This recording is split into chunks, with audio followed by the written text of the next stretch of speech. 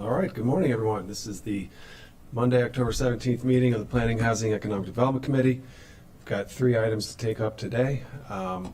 First is returning to our discussion on how the county can best build on our SBIR program, where we provide grants to companies in the life sciences sector, particularly, but in general, that are winning federally approved grants. Councilmember Juan is joining us virtually today, and we met on this topic in the summer. We asked the executive branch to go through a thoughtful process with our partners, MCEDC, BHI, private sector partners, and we received a great memo coming back with all kinds of feedback that was provided about what the more valuable parts of the program are and how we could potentially improve and strengthen the program and get more success from it. So we're here today to review those recommendations and consider some additional steps, and just generally speaking, very enthusiastic about this program. I think when you look at a lot of our companies in this county that have been really big successes, they have often an NIH origin story, or perhaps a NIST origin story. And these kinds of grants are instrumental in helping entrepreneurs to find the resources that they need in those earliest stages to put their companies together. So we want to see this continue. Building on this program will be yet another piece of the portfolio that we have been building over the past several years here at the council. Really, this term at the council has been a heavy focus on life sciences, whether it's the zoning reforms that streamline development or allowing for more facilities to be built in the Gaithersburg-Rockville cluster, workforce development programs. We're doing a lot to see that our life sciences sector can continue to grow, and it certainly is a bright spot in our county's economy. So with that, I will turn it to you, Gene, and you've provided the memo. You can tee it up for our partners, Mr. Weissman, Mr. Costello, Mr. Bakila, Mr. Stewart. Sure, thank you, and appreciate the segue into this. Just for those that may be tuning in the first time, the FED committee has been reviewing this for quite a while, so this is a follow-up item, and I'm also really grateful to our partners on the executive side and MCDC for their work in putting this information together. Given that we've been through this several times, I'll go ahead and just jump into kind of the heart of the recommendations from the executive staff in conjunction with MCDC, which are on page 4 in table 1, comparing the current program and law. And I think the most important thing to emphasize is that a lot of, unlike some of the other incentive programs that the county has, the SBIR, STTR matching grant program has a lot of prescriptive elements in law. And so that's one of the things we'll need to talk about today. Should the committee want to move forward with some of these recommendations, is how best to implement them. And so I'll again tee them up, and we'll give some time if executive staff or MCEDC want to share a little bit more about these recommendations. But again, on table 1 on page 4, the first recommendation is to change some of to add some elements to qualification criteria. Currently, the criteria only requires that the business be located, at least 50% of their business or their research funding be located in the county, as well as receiving a grant, an SBIR, SCTR Phase 1 or Phase 2. What executive staff are recommending is to also add some number of employees as a qualification criteria, years in operation in the county, as well as the number of total SBIR, STTR awards that have been received. On Circle 7, are there specific requirements that the executive staff are recommending? So, sorry, as I shared with Mr. Weissman, I needed to do a quick trip. My brain is somewhere on 95 right now. Nonetheless, see mine out there, please. The difference between Phase 1 and Phase 2. So I tell you what, I will pause there in case the committee has specific recommendations for these qualifications, and if executive staff want to share any more, and then we'll move through the other changes that are recommended. Great. Mr. Weissman.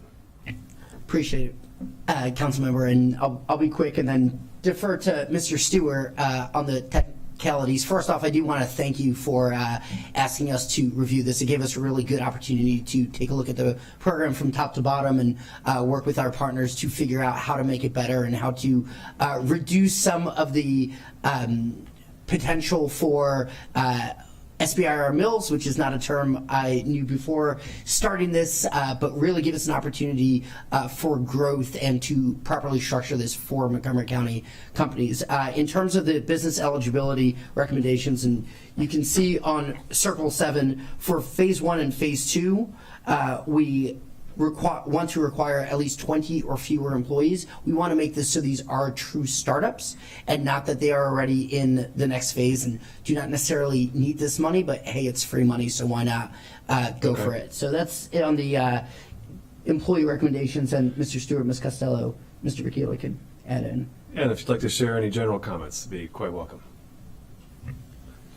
I think generally, when we went into this, our objective was to try and understand how we could help these companies be more successful. And so we looked at that from a couple of perspectives, and that is, one, when we started to do that, we understood that the world has changed dramatically since this original bill was passed. There's a significant number of other players out there. There's a lot of other potential sources of federal funds. There's a new state program not yet funded, which might provide additional funding for SBIR. And so really we thought, how can we actually restructure this program to suit that new environment and hopefully allow these businesses to have a greater likelihood of succeeding and increasing their size in Montgomery County, getting additional grants and contributing to the economy of the county. With that in mind, we looked back at the number of all the grantees in the past and realized that sometimes there are people who've received multiple grants or very large organizations. That's why we made the suggestions about the number of employees, years in operation, et cetera, and think that'll focus it on people who truly are likely to benefit from these grants. Additionally, we recommended using some of this money to provide so these businesses get technical assistance. That could range from helping them to write new grant applications, whether it's for Phase 0 grant applications, Phase 1 or Phase 2, so that they are able to more successfully bring money into the county from these federal grants, and then also to provide technical assistance to help these businesses move forward, whether it's to help develop intellectual property, develop ways to bring new funding into their businesses that's not federal funding, so equity or debt from other places. So we think comprehensively this is set to accomplish all of those goals. Terrific. All right. Judy, anything you'd like to add?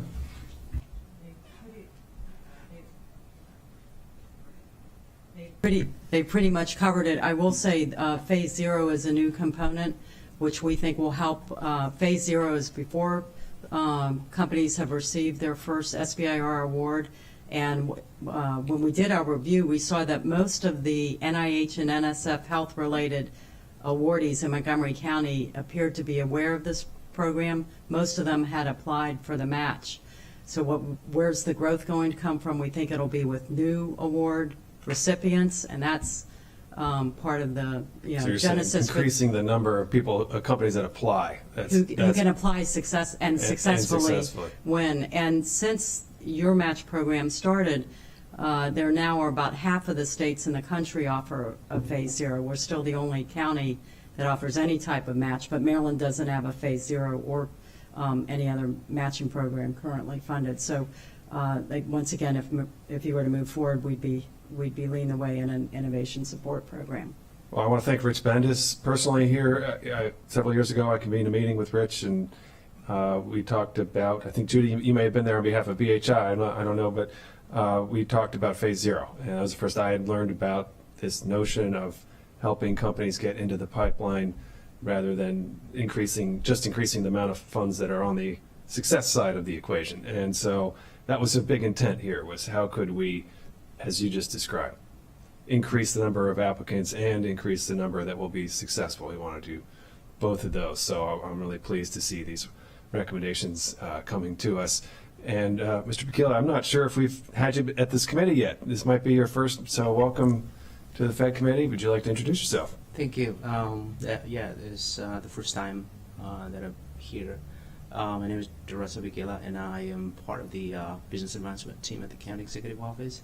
So I do oversee this program in particular and others. Thank you. Thank you. Okay. You know, Councilmember Friedson. Thank you. First of all, welcome.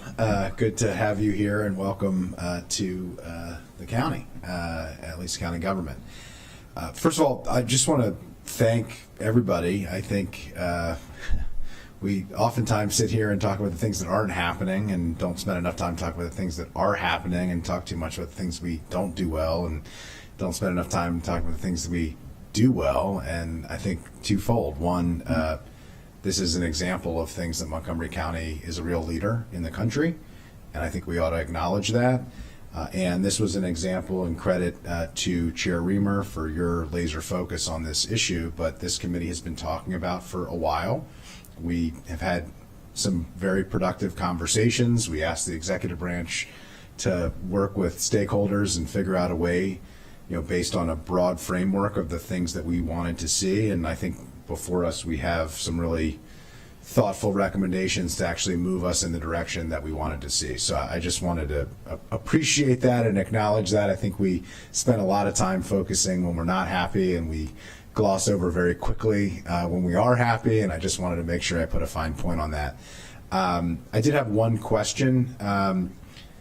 I think all the business eligibility dynamics, I think phase 0 in particular, but also the number of employees and years in operation, so that we're focusing specifically on those businesses we really want to help because they need the help, and we'll help them, where we can leverage our dollars and our efforts to actually move the needle. And so I really appreciate that. And I think, this seems to be a real positive step in that direction. The one thing I wasn't sure about is the conducts at least 51% of its research and development operations at a physical location in the county. Is that still going to be a standard? Is it not going to be a standard? Can we just explain the thought process if it's changing? So it's nice to comment. These were developed before I got actively involved with the program, but there are a number of people who apply for SBIR awards who may or may not be headquartered in the county, or they may be outsourcing their R&D to places not in the county. And I think our intent is to grow jobs here in the county, not only support innovation from thought leaders and innovators in the county, but make sure that they're occupying lab space or innovation space as they can in the county. Sometimes that's not possible if you're working with an oncology technology where your sample size are patients in hospitals beyond Montgomery County, but most often we're trying to drive job growth in the county by requiring that 51% of the R&D take place, and that it's not just a home office or a home address or an incubator without staff location, but that jobs are truly being created here and supported by county taxpayer dollars. Appreciate that. So is that intended to continue? Yes. Yes, Councilmember. We're Okay, keeping great. the 51% in there. Got it. Okay. I agree. I think that's important, and it just wasn't clear in what was presented to us whether we were eliminating that or keeping it. So I appreciate the rationale for why it's staying, because we shouldn't just keep things as the way we've always been doing it, but there's been a determination that it's inappropriate use of taxpayer dollars to focus the economic benefits in the county, and so I think that's good. So I appreciate that, and I'm very pleased with these recommendations. Okay. Okay. Councilmember Joando, do you have a comment, or? I do. Yeah, Great. if you can hear me. Yes. I just want to echo, since Councilman Friedson brought it up, I often bemoan the fact that we bemoan ourselves more than we should on the good things are going on here. And I think this is a great example. I'm proud to be a part of the committee. We've had several sessions on this, and these recommendations are great. I know we'll get to it, but really happy to see the navigator suggestion. I think the more we can help people get to these programs and target and focus them, the better. And so just wanted to state that, and really looking forward to moving these forward. Happy for the work that's gone into it. And I know we'll be back celebrating probably in a year or two some of the businesses that have grown and benefited from it. So thank you. Thank you, Mr. Chairman.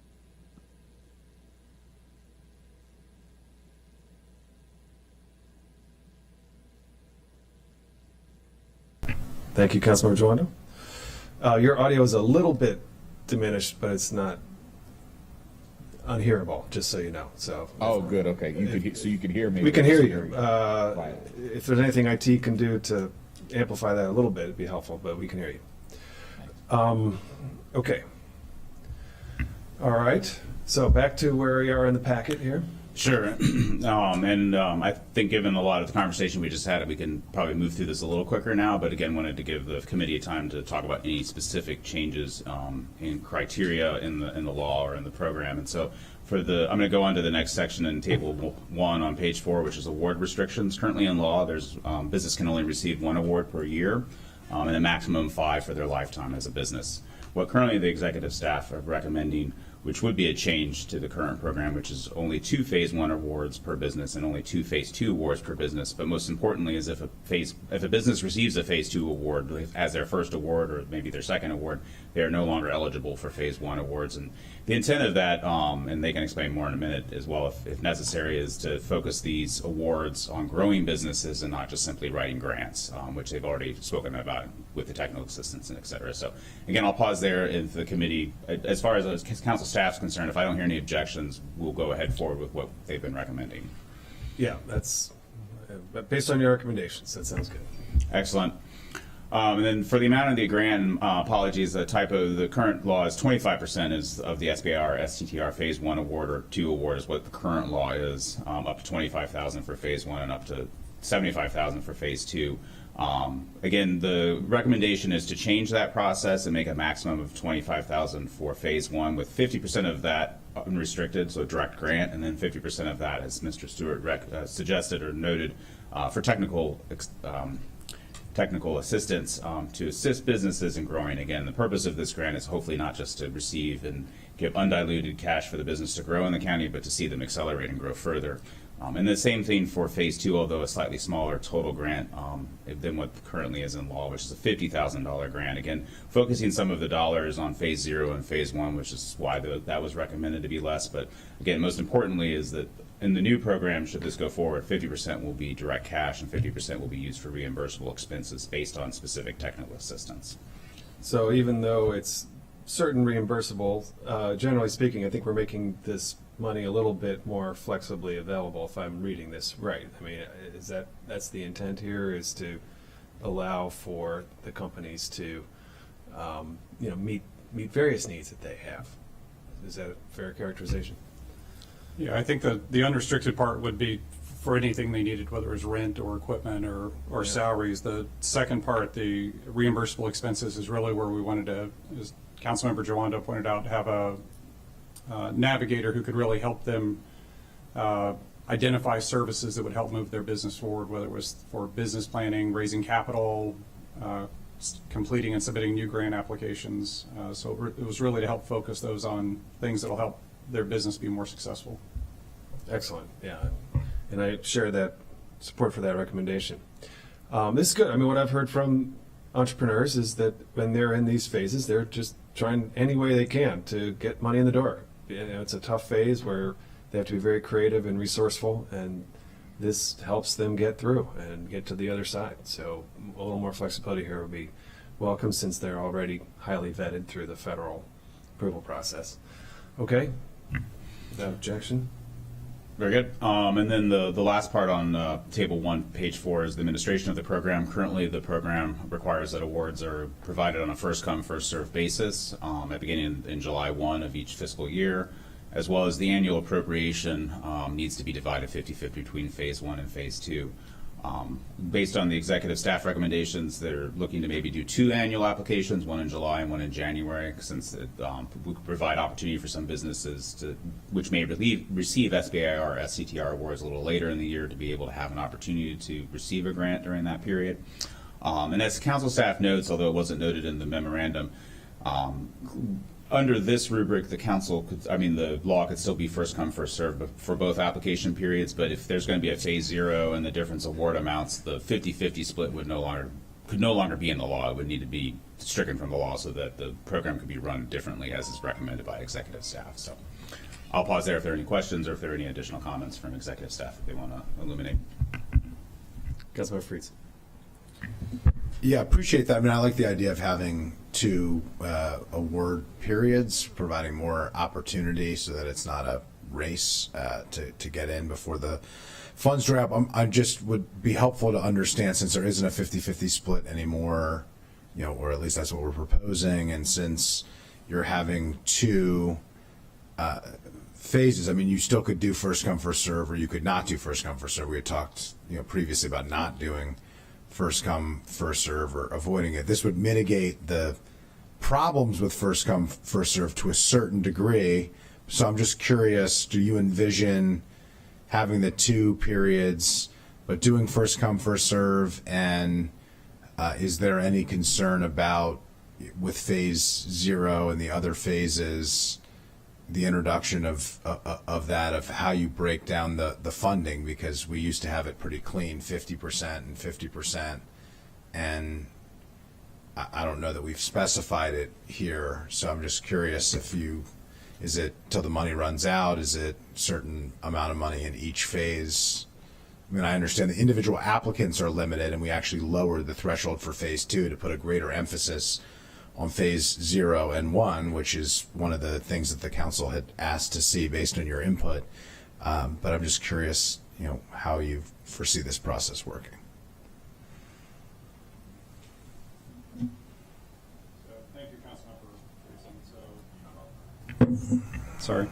Thank you, Councilmember Friedson. So, it's not included in the memo that was presented here, but actually is. It's on page 7, of this current memo, in the back, which was the recommendation attachment. which is the memo from the county executive's office. And so in the legislation as it exists now, it says that of the funds granted in this program, 50% had to go to phase 1 and 50% had to go to phase 2. So removing that was to allow money from this to be spent on phase 0 grants. And then when you get back to Circle 7, Section A, what we recommended is up to 15 phase 0 grants be available per year at $5,000. And then the rest of the money basically split between phase 1 and phase 2. We talked about being less prescriptive than that, but from a selection process, I think realistically, there's a tremendous amount of effort that's going to have to go on here to stand up a navigator and really try and find vetted providers of services to people, see how they're working, make sure we continue to improve and build out those services for entrepreneurs. So I think this is a good example of where we want to start walking before we're running and allow the council to see the results of that and continue and allow us to continue to make changes as we learn and recommend changes to continue to improve this. So from this perspective, we had considered something other than first come, first serve.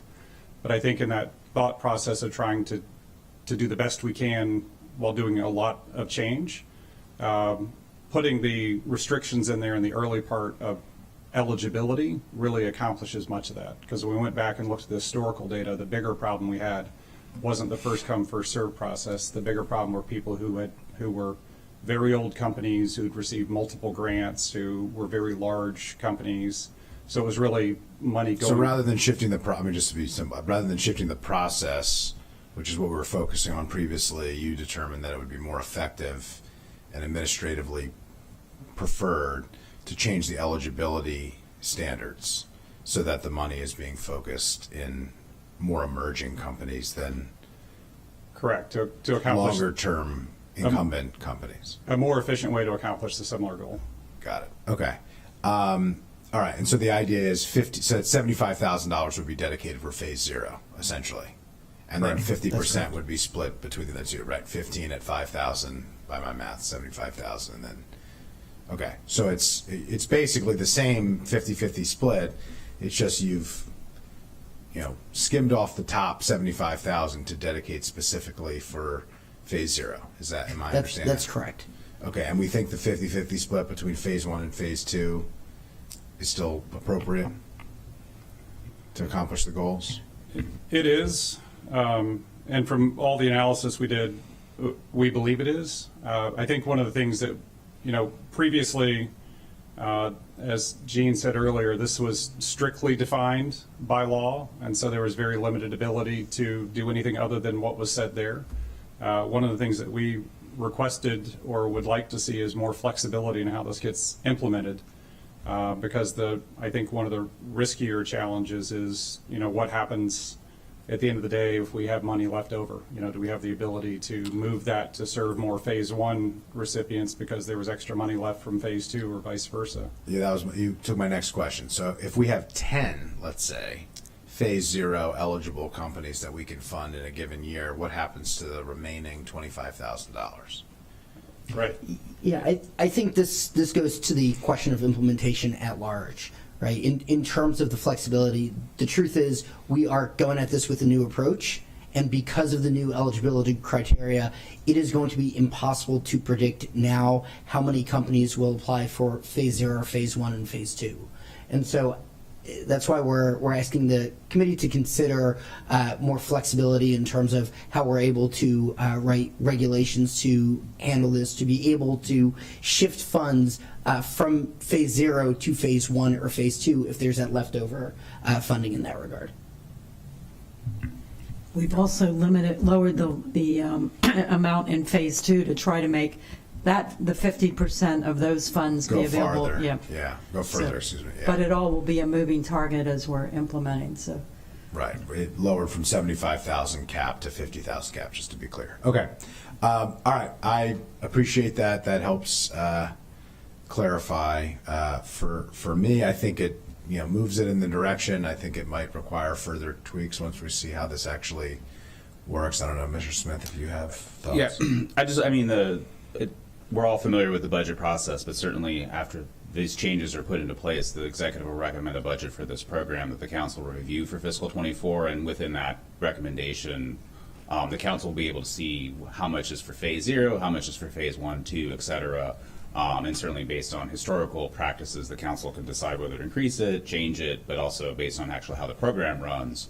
I think my understanding, and the staff here can correct me if I'm wrong, is based on the current $425,000 recommendation that has been in the budget kind of since the beginning of the program, but certainly there's no reason why that number can't change again, and that may change the number of eligible businesses based on what is needed. Right. I think the question is whether if we, let's say, approve a $425,000 expenditure, what level of flexibility, are we going to dictate that there's 75,000 of that must be for phase zero, or is it going to be 425,000 with an understanding of how it's going to work, but the council, giving some latitude? And I think that's the open question that through implementation we'll have to determine. But I think the approach is right. I think the question is the execution and working through what mechanisms the execution is working through. So And to Mr. Smith's point, we do have the opportunity, because we have not started the SBIR program for this fiscal year, we do have the opportunity,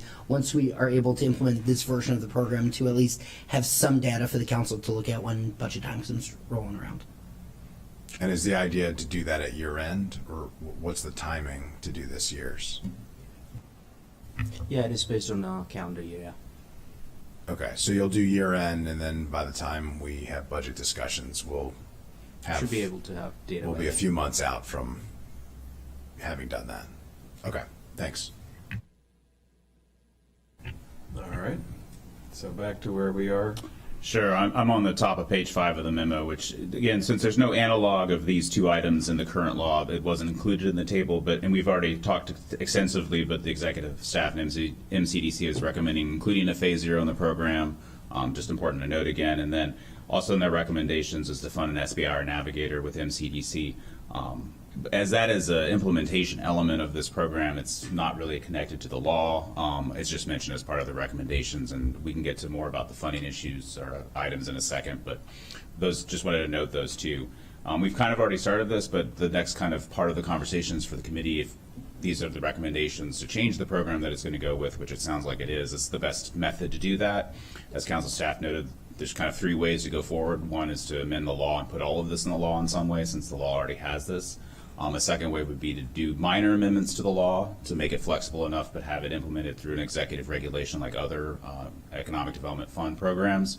And then the final one is to do something that's similar to the MOVE program, where it's in an application. It's very flexible for the executive staff to update, where the Fed committee might review that, but there's no, unlike the regulation and the law, there's no real process to change that other than a quick review by the Fed committee. And so I think given what I've read and what I've talked about and what I've heard and what is in the packet is I think the executive regulation is the easiest way for the committee to go, which require a minor bill to update the law. The law already allows for the executives to write a Method 2 regulation for this, and then given that the Fed committee has already reviewed this, I imagine the executive regulation could be quickly reviewed and wouldn't need a lot of time at committee. And so Great. That sounds like a perfect combination.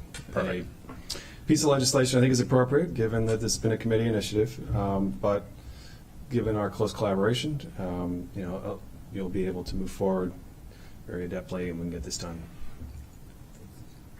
Yeah, so the idea is we're going to introduce legislation as a committee. I just want to make sure we're It'll clear be a committee bill. and assume we could introduce that in short order, since Short it's order. a very easy bill. It basically says the executive must adopt by Method 2 regulation, I would assume.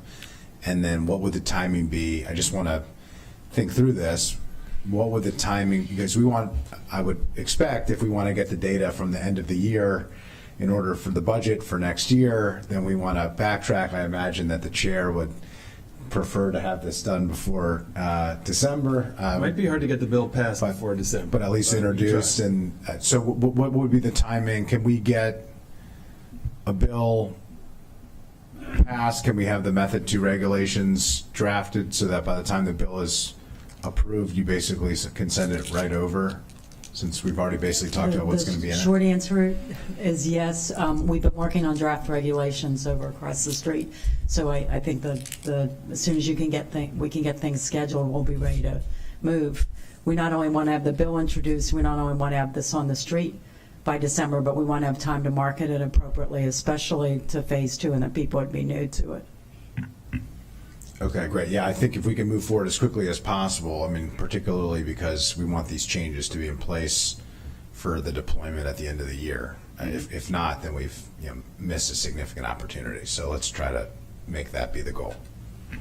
understood. Okay, Gene, you'll work with the council attorneys.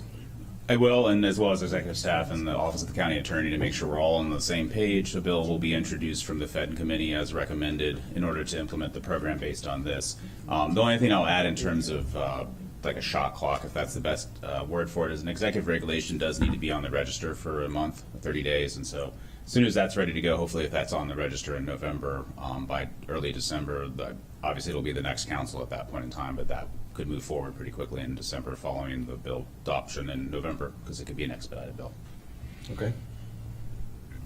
If I may, Councilmember Reamer. So the one option we didn't discuss is the third. And I don't know how prescriptive it'll end up being that the regulations are the county executive's office develops, but we do expect that this to be a process where we have a lot to learn as we go through it. So that's one concern, honestly, that we have, is how much flexibility we have to make changes as we learn. I think the problem is every time we see a new problem, it's new, and we may or may not have anticipated an appropriate answer in the regulatory process for that. In our MOVE program we run with the county now, in conjunction with the county, we have a little bit more flexibility to make those adjustments in real time to address those issues, and it allows us a better opportunity to learn and adapt as we go along. So I just want to throw that out there as another Well, is point of there a way discussion. that can be reflected? I mean, the law is not going to be terribly prescriptive, I think, and the regulation could still, I mean, I could attest to the value of being able to make changes in the MOVE program with no greater, process than a letter. Like we've used that in the past. I think for the brewery sector, it might have been. So it's helpful, and I wouldn't want to lose that ability here. So I think perhaps there's a way we can combine the three. I don't know, Gene. The question is how prescriptive you make the Method 2 regulations. Yeah. You're writing the Method 2 regulations. You have the council committee's support that is introducing the bill to ask you to do it. So I would suggest very, friendly and strongly that you draft the Method 2 regulations in a way that catches the high level interest that the collaboration here has, landed on, while giving some adequate level of flexibility to be able to make tweaks. Like, for instance, I would not say 15 at 5,000 for phase 0, because then changing that would require the registry and a Method 2 regulation. But you could say must include phase 0, which would be a different standard. I think, you're writing these.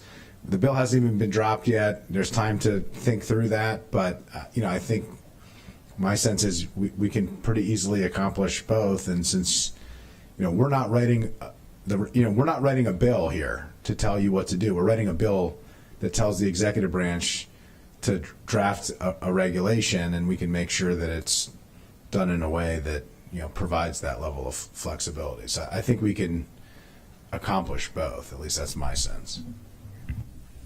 Council staff agrees, and again, would recommend that we stick with the regulation because it gives more transparency and opportunity for businesses to see what's happening.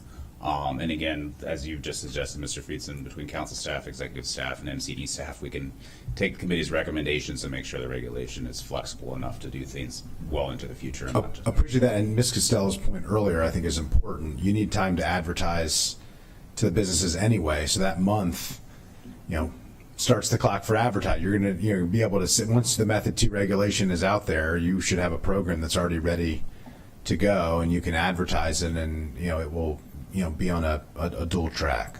So it doesn't, these can be concurrent, not consecutive processes, and I think that you can give yourself an adequate level of flexibility. All right.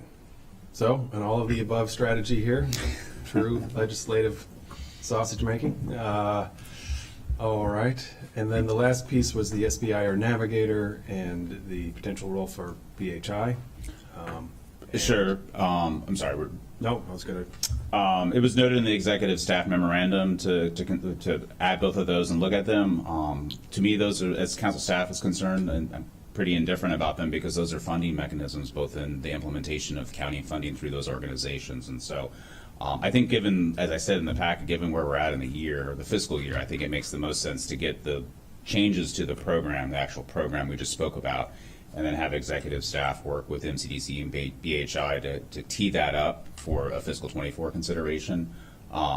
Again, there's already funding on the street for both those organizations to begin thinking about how to do this anyway, and so there's no need to do anything new right today. All right. Councilmember Joanda? I agree. Yeah, I agree as well, and I would just recommend that if that is added to the budget, that you note the collaboration with the Fed committee and the council, so that this isn't a concern, it's a example of collaboration and coordination, which I think would be a welcome thing to see in a budget process. Writing that down right now. Hint, hint, wink, wink. And then your comment about BHI, is that this is the BHI contractual note? Is that basically it? Or Yeah, BHI will have the ability, with the restricted funds for the phase 1 and phase 2, BHI is going to be eligible, and frankly, from my conversations with them, in a key place to serve, as technical consultants for these applicants. great. Okay, so we don't need to take an action there. It's embedded in all of this. Brett? So I just want to go back to the point about the SBI or Navigator. So in the original memo, what we'd suggested was funding. So there's currently $425,000. We suggested an increase to $500,000 and that extra $75,000 to partially fund an SBIR Navigator. Our intention at MCDC was to fund the balance of the cost of that person as part of our contribution to it. But two things. One, I think that's an incredibly critical role to help these companies be successful here. Two, I just don't want to risk losing that point Okay. as the council moves forward to new committees and people next year. So, I mean, we have a couple of ways we could proceed. I support having that position at MCEDC, and believe my colleagues do as well, but we'll hear from them. And I think you might have said earlier, it could take some time to bring that person on. It will. I think after today, I hope the direction is we start trying to Yeah. find that person, and by the time Exactly. we make it through the regulatory process, hopefully they would be on board to start working. Oh, they could be on board as soon as January, February, theoretically? I would certainly hope so. Okay. I won't say that hiring anyone's easy in this current environment, but Yeah, I've never heard can't of such find a out thing. until we start. You must not be a county government agency. All right. Thankfully not. So, can MCEDC do the compensation in the run-up to this budget, or does MCEDC need a supplemental appropriation in order to be able to provide that from, say, January through June, to the end of June? I mean, we could. Let me I would- suggest this, council member. I'll have a conversation with Mr. Stewart or Mr. Tompkins offline and let the committee know if we're going to need to come in with Yeah. a supplemental. If or we need to, can- that's fine. If we I can have float no it. objection to doing that. I mean, I think the important thing, as Brad said, is if you could get someone in as soon as January, then that should be the priority. So whether it's a supplemental or a regular budget. I mean, I appreciate why we would want to do that. I just will note that it is generally not a good practice to fund positions through supplemental appropriations. So I know we've gotten into bad practices here over the last couple of years because we've been in extraordinary circumstances, but that is generally not a particularly good approach because you're, basically operating outside. It's not like, normally when you're... This is the Fed committee, not the GO committee? All right, I'm just, as the Fed committee representative of the GO committee, I want to note that. So if there's a way to work through that, great. I think there's support here. I think there will continue to be support here. I think it would be welcome in the budget to see a $500,000 request that notes that this is part of the ongoing conversation and coordination and collaboration with the Fed committee and a recommendation that came from the Fed committee. I wouldn't be as nervous as you are, and I am, with all due respect, quite skeptical of the timeline of bringing somebody in January, even if it started relatively soon. But I could be, Prove us wrong. yeah, Let's, I could be wrong about that. But at any rate, love to see it. Great. Okay, so we'll follow up on that and figure out how to get to yes, it's the fastest timeline possible. All right. Great. Does that conclude our work? Yes, it does. All right. Thank you so much, everyone. Appreciate it.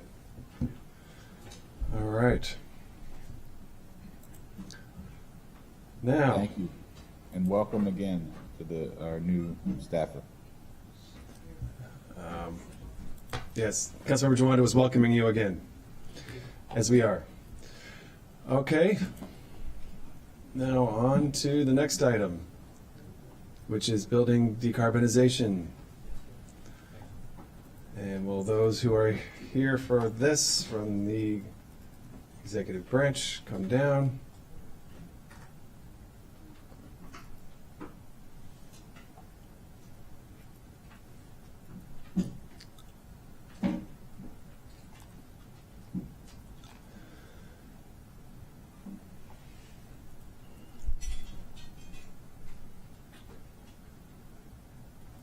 All right. Okay, well, this is a committee session here on legislation that I've introduced with Councilmember Jawando, Bill 1322, and the goal is to achieve the electrification of new buildings in Montgomery County. I'm very excited to be proceeding here. I want to recognize we're joined by many important stakeholders here in the room today. We've got our agricultural sector, our restaurant industry, our green bank, our power sector, our gas sector. I am probably missing a few, but appreciate your participation and your feedback. I've been listening and learning as we've gone.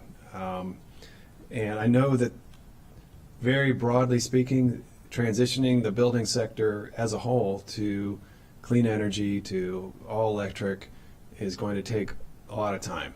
and it's going to involve a significant amount of investment in electric infrastructure that doesn't yet exist, and we have to have more clean power generation in order for it to be as valuable as it can be.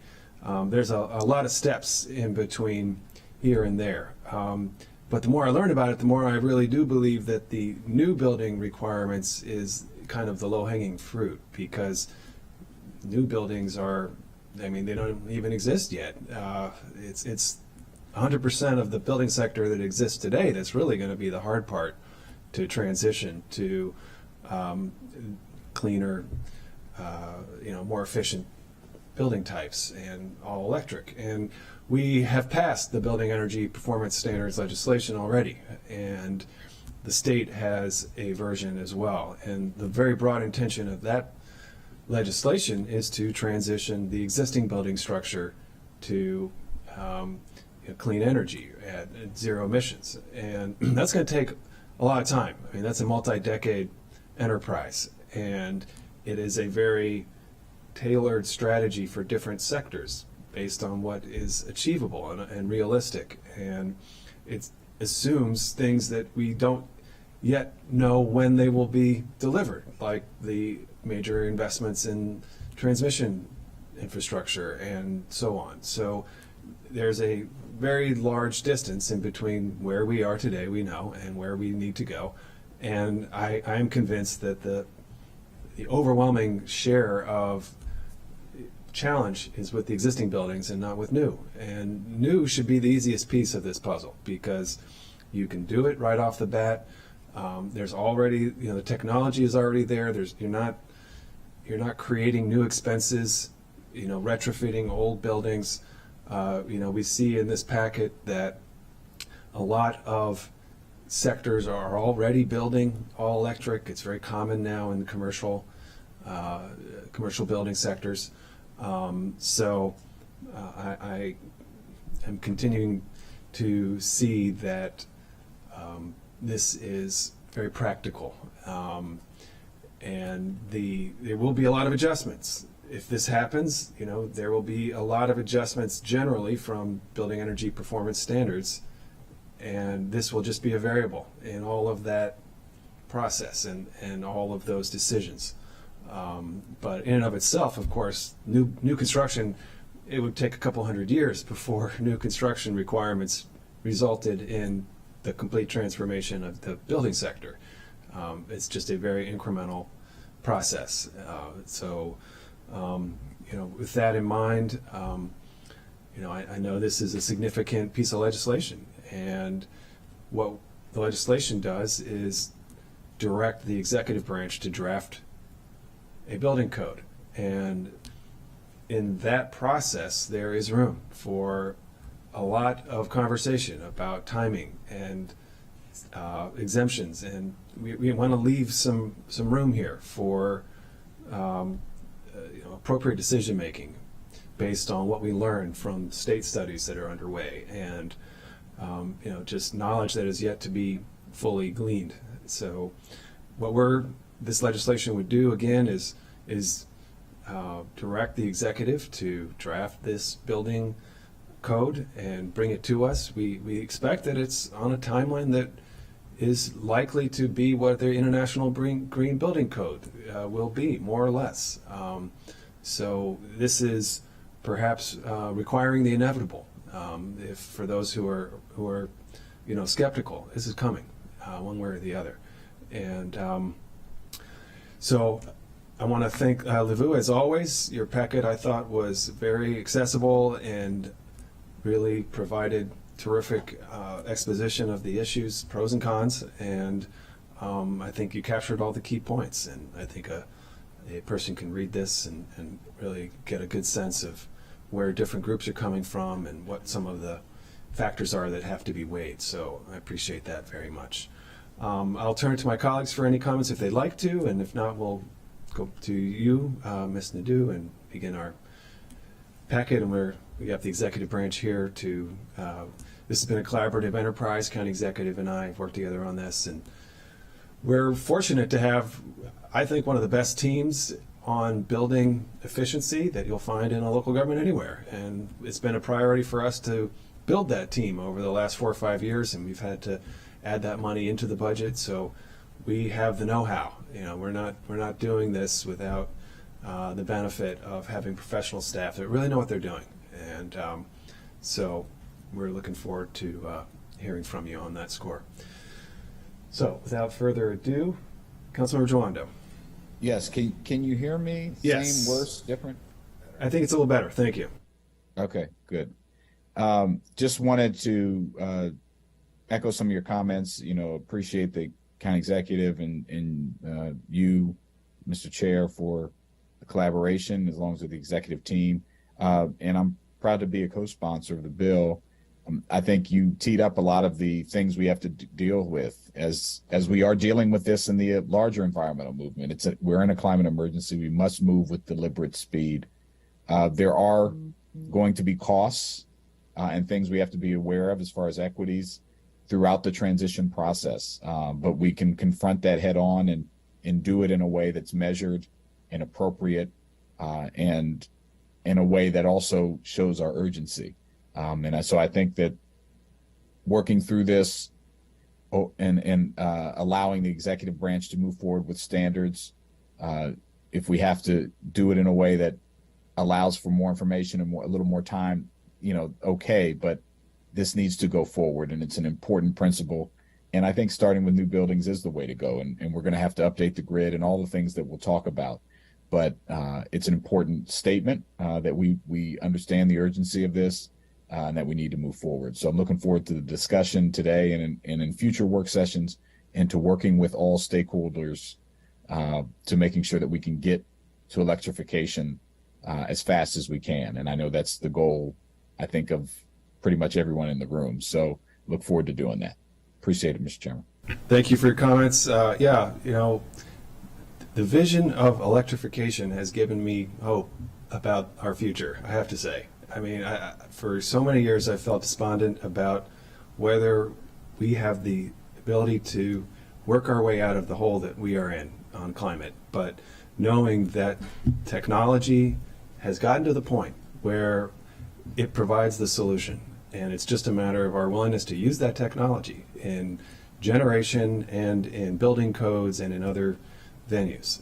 That's really the only thing that is in between us and getting on the right path with emissions to have a sustainable future. So that it's a good feeling to believe that there's a solution, because it's not, it hasn't been where a lot of us have been for a long time. So as you said, Councilmember Joanna, that underscores my enthusiasm here and my sense of urgency. And you noted committee meetings. We're not going to take votes today. Today's discussion. We have 2 additional dates on the calendar. We'll see if we need both, but the first one is not this Thursday, but next Thursday. And so I ask everyone to please note that. And then we also have the following Thursday held as needed. So. Mr. Chairman, Yeah, Thursday the 27th? correct. Okay. That's a terrible day for me. My son's day. having surgery, but perhaps we'll see what happens. Might have to revisit that. Okay. Yeah, I don't know. We'll figure it out. Okay. Perhaps, yeah. We'll come.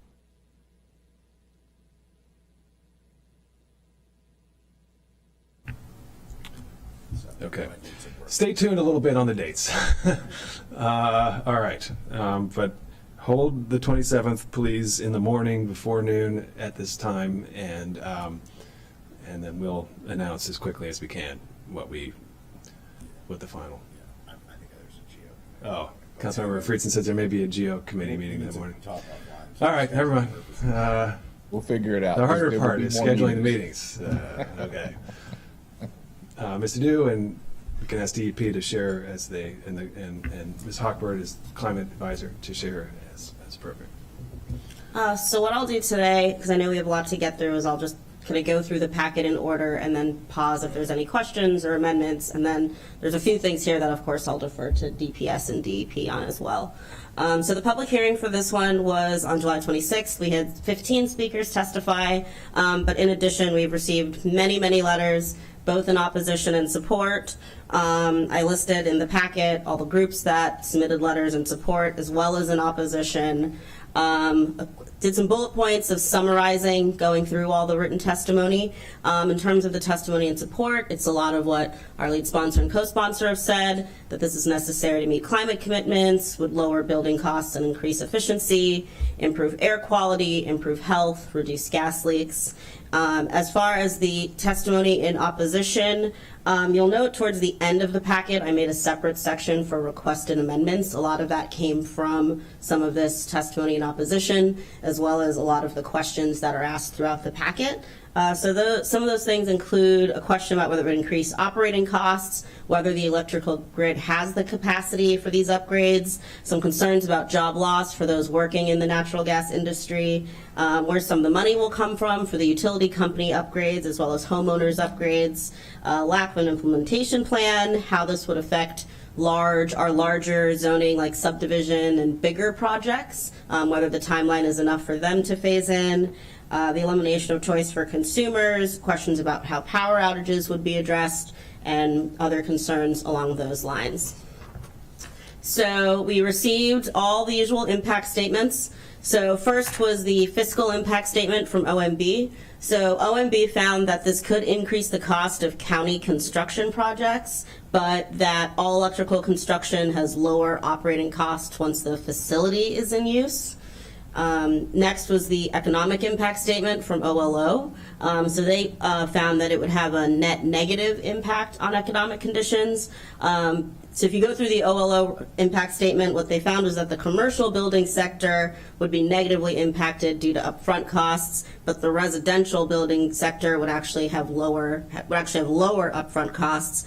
But on balance, it would be a negative impact on the county because it could reduce private sector capital investment and affect the county's competitiveness in the commercial building industry. All right, why don't we pause there for a moment? So it was my understanding that commercial buildings these days are largely electric already, new construction. But tell us if you could. I'm looking at you, Lindsay, but if you want to pass to your colleagues, what do you know about new commercial construction today and its uses of different kinds of energy? There you go. Good morning. My name is Brian Bomer at the Department of Permitting Services.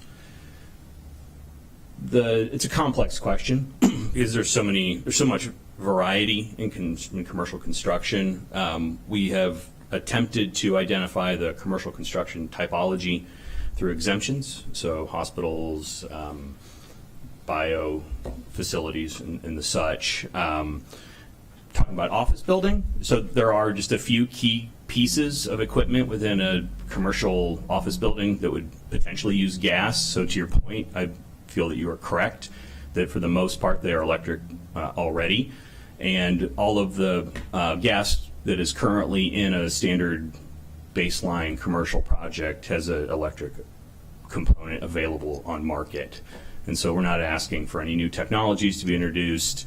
We're just asking for simply consideration at the design level. And I think it should be noted that the increase in cost in operation has the potential to be offset by the additional increase in efficiency that will follow these buildings as the new energy codes and the green building codes are introduced every 3 years on new code cycles. So it's not as if we're looking at today's costs and today's efficiencies. We're looking at future costs and future efficiencies. So there's a balance from a future perspective. As you said, in the legislation, we've exempted certain building types that are commercial, life sciences, because they're very heavy energy users, Right. For example. Restaurants, as an amendment in here to exempt restaurants. So I think what you're saying here is that hospitals, when you remove those particular kinds of users, the type of commercial building that remains is one where they are largely all electric in new construction, and to the extent that they have gas equipment, there's a market alternative to that equipment. Yes, sir. Lindsay? Hi, thank you. If you look at our BEPS technical report that came out, A little louder, please. sorry, if you looked at our BEPS technical report that came out earlier this year as well, you can see pretty clearly some of the sectors that do have significantly all-electric buildings now. So that's buildings that are in the ground right now that are primarily using electricity, but again, this bill does account for some of those exemptions for the industries that aren't as electrified as they could be right now. So what kinds are those that are all- Primarily, office buildings are significantly heavily electric. There are some other building types, primarily retail, that don't have restaurants that are also heavily electric. But then I could go back into the report and get you some more detailed information as well. All right. So just the core issue of office buildings, those are heavily all electric. And then, okay, that's helpful. All right. Keep. So the next impact statement was the racial equity and social justice impact statement. There, OLO found that there would be a favorable impact because BIPOC residents are typically disproportionately affected by climate change. So any reduction in greenhouse gas emissions by doing building decarbonization would help those communities. The report notes environmental risks, substandard housing, all of those factors that contribute to more greenhouse gas emissions and a negative impact. I do want to note that OLO did point out that the magnitude of that benefit would be indeterminate because unfortunately, as we know, a lot of new development and building decarbonization, or I should say new development trends tend to be towards high income white residents, white owned businesses. So OLO just noted that as well. So while overall there's a positive impact, how big that impact would be would depend on how this is actually rolled out and implemented. Okay. Thank you. So going into the bill itself, so first there was a building energy transition plan, which is referenced a lot, that the Maryland Commission on Climate Change submitted that noted that the use of natural gas and oil and propane does contribute to, I believe, 13% Maryland's greenhouse gas emissions. As has come up in a lot of master plans and other things the county works on. Locally in the county, it's about 50% of total carbon emissions come from building inefficiencies. Pausing here because I realize helpful would be to define what building decarbonization is. So the most simple definition is that it's the reduction of carbon dioxide and other greenhouse gas emissions from buildings. So wanted to start there, which I suppose I should have said at the very beginning. Well, actually, I wanted to, I thought everything in your packet was amazing, but this one word I wanted to perhaps modify. I don't think that 50% of our total carbon emissions come from building inefficiencies. They just come from the use of power for buildings. So it's not that it's an efficiency issue, it's the fact that they need power to operate, and we can allow them to use less power with more efficient buildings, but at the end of the day, it's still got to use some power. It could be all clean. We're not trying to say buildings won't use power. We're just saying we want to get to the point where they use clean power. Am I understanding that correctly? Yeah. But to your point, well, the only reason I raise that is because I think it's a misunderstood point in the public. I think that we hear from advocates that efficiency measures could reduce half of our carbon impact, by impacting the building sector. It's really the power that they're using is half of our carbon impact, and really you have to transition the power that they use to clean power. And the BEPS report showed us that 80% plus of the potential gain in emissions reduction would come from substituting the power generation rather than the efficiency of the building. And I make that point because I don't think that a lot of our advocates in the climate community accept that, and they get in the way of clean power generation.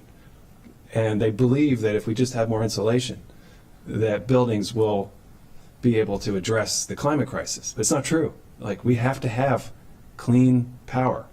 And if we don't have clean power, we're never going to get there.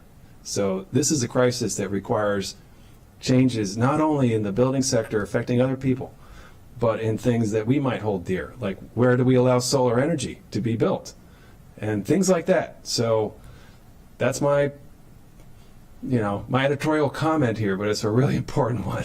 Like, we've got to generate more clean energy. Councilmember Friedson. Yeah, it brings up an important point that is part of this conversation in terms of what the grid is today and where the grid is going and when. And so I think as we continue to have that, I think that needs to at least be part of the conversation to understand, okay, if we went all electric, what does electricity today mean in terms of carbon consumption? And obviously that changes the impacts and some of the particularly negative potential impacts of those working or living inside or in close proximity to a particular building. But when we talk about the broader carbon consumption, if you're electrifying and tapping into a grid, and the grid is still predominantly carbon consuming, then there are dynamics there that I think we just need to acknowledge as part of this conversation of where we're headed and what the timing is and what the impacts would be. So I don't know if we're ready to have that conversation now, but I'd love for you to share thoughts on that if you have them, or to come back with thoughts on that, because it is part of this conversation, at least I think.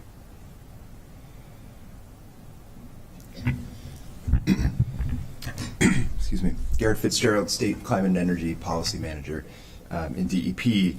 So yeah, this is exactly the conversation that's happening at the state level, and I think as the chair mentioned, there's a lot of attention on how do we shift the entire electricity grid toward clean and carbon-free sources of energy, along with how do we make the grid itself able to handle that capacity, that power coming onto the grid, along with how do we affect the building stock that's ultimately receiving the electricity. And there's a lot of incremental progress to make in all of those areas. We don't obviously manage the electric grid here, but we have every reason to believe that the grid itself is currently able to handle the kind of change that we're talking about in Bill 1322, right? So we think about the constraint of the grid. Here in this policy, we're talking about new construction, major renovation that would be happening anyways. Heat pumps. So right now, Maryland's electric grid experiences peak demand in the summertime when everybody's air conditioners are all cranked up. That's when we use the maximum amount of power. That's when we're worried about peak demand on the grid as it currently stands. Heat pumps are considerably more energy efficient than air conditioners, so adding heat pumps rather than air conditioners in new construction will help us from a grid peak capacity management standpoint for the foreseeable future. And electricity use in the wintertime is considerably lower than it is in the summertime, so even though heat pumps in new construction would cause us to use electricity for heating, we have a lot of capacity room in the wintertime. These are the findings that PEPCO's study when DC was looking at very similar legislation. They looked at the impact of a policy like this on the electric grid there and determined that the kinds of changes that would be imposed from a policy like this, the grid, this is well within the margin of what the grid's been able to handle historically through electric growth. So absolutely, it's necessary for the county to be supporting investment in the grid, and eventually over time, as we all have heat pumps and EVs and the electricity demand goes up considerably, it's going to be very much necessary to make investments in the grid along with energy efficiency and demand management, some other things that we can do. So this is an issue that we'll continue to pay a lot of attention to. Yeah, I appreciate it. I think that's about capacity, which has been raised by a number of folks, of whether or not the grid has the capacity to handle this level of change at this timeline. I was trying to ask more of the question of composition of the grid. So if we're electrifying, what is the grid currently made up of in terms of carbon, emitting energy sources, and where is it moving? I think that was largely the point that the chair was noting, the question of electricity as it is currently generated is not necessarily clean today. We're transitioning towards cleaner energy moving forward, and I think the chair is arguing that we need to move considerably faster than we are. But I think that's kind of the other part of this question. If we're talking about the 50%, dynamics and what the building sector is creating, no one is fathoming a scenario where we don't consume energy, because we're living creatures that have to consume energy. The question is, how much energy are we consuming, and what type of energy, and what does it take to create it, in terms of its impact on, carbon emissions and on the broader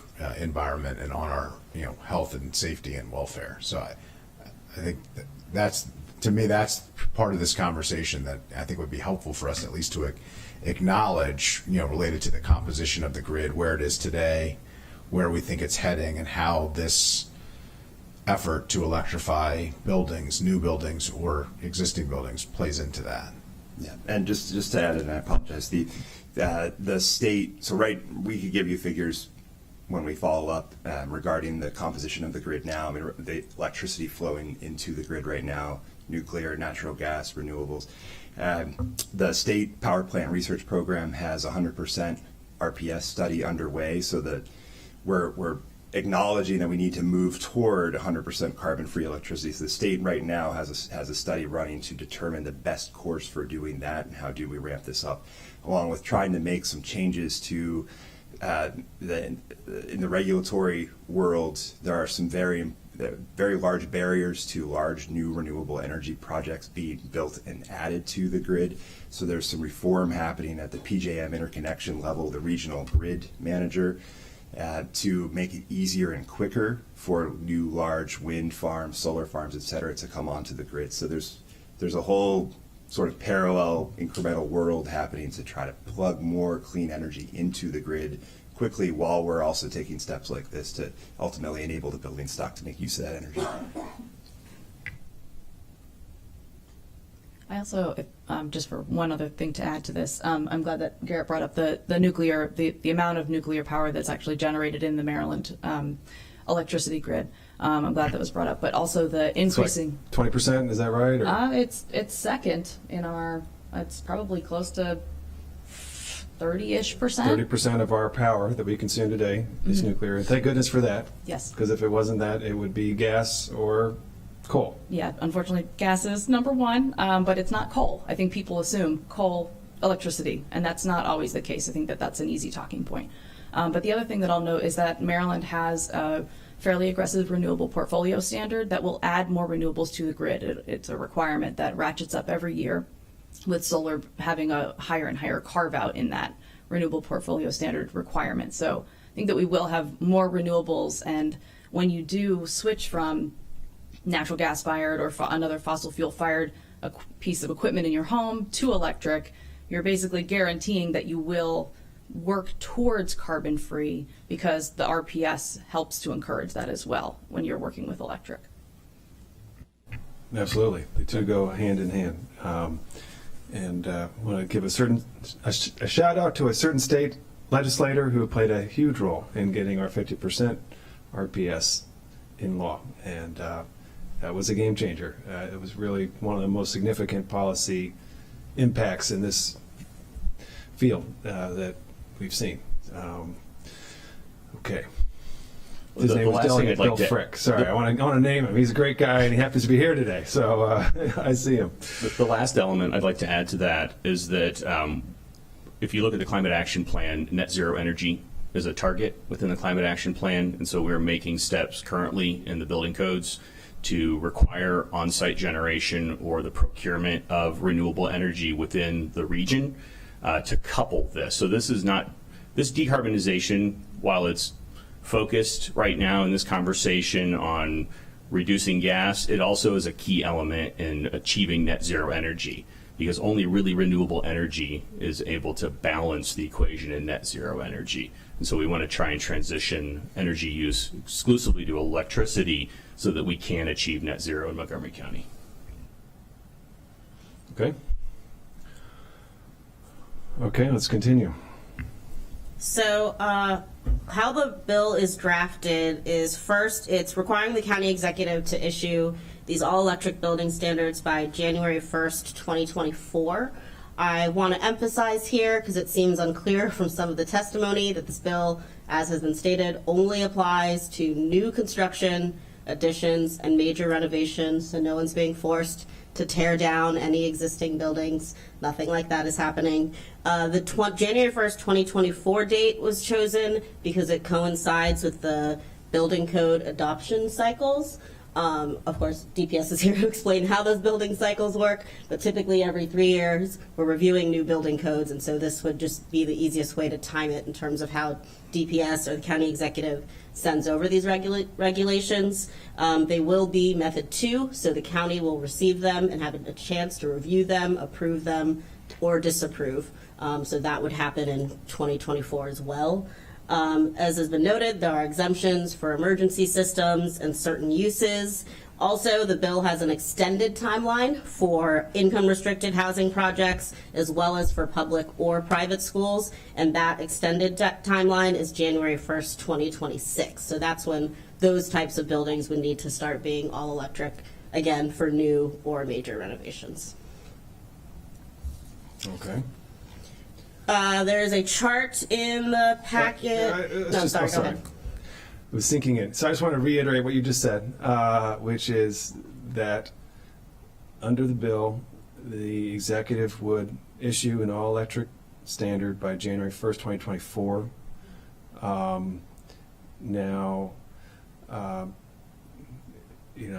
will say this is a long-term strategy. The new building sector takes a long time for new buildings to become a larger and larger share. So if that's something that folks need to adjust in order to get to yes here, we can look at that.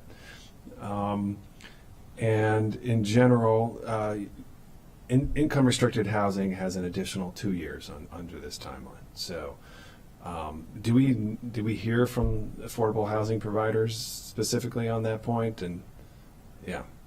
There are some letters from affordable housing providers. I can't remember exactly which ones. I think there was more than one. Typically in opposition, that affordable housing projects are already so expensive, and if it is more expensive to make the new buildings all electric, then we'll end up with fewer affordable housing projects. So that's the feedback we received. But that's an if. That's an if. And our experts are telling us not necessarily the case, that it's more expensive. So, okay. And then we actually. Sorry. No, sorry. Oh. Well, I was just going to, in the packet it talks about other jurisdictions and timelines of other jurisdictions. Obviously, we're not the first jurisdiction to be discussing this issue. We're not the only place where the climate crisis is top of mind to most people. This is a huge area. The percentage of buildings in Montgomery County, I don't think are dramatically different than in most other similar jurisdictions in terms of the percentage and how much of an impact it's having. So DC, New York, Massachusetts, I think Massachusetts is a little bit of a lower standard than the others, but can we just talk a little bit? I'm sure you've talked to counterparts in other places about their timelines, how they feel about moving towards them, and how this compares to those timelines. And I was going to suggest we go through that grid on page 6 of the PDF.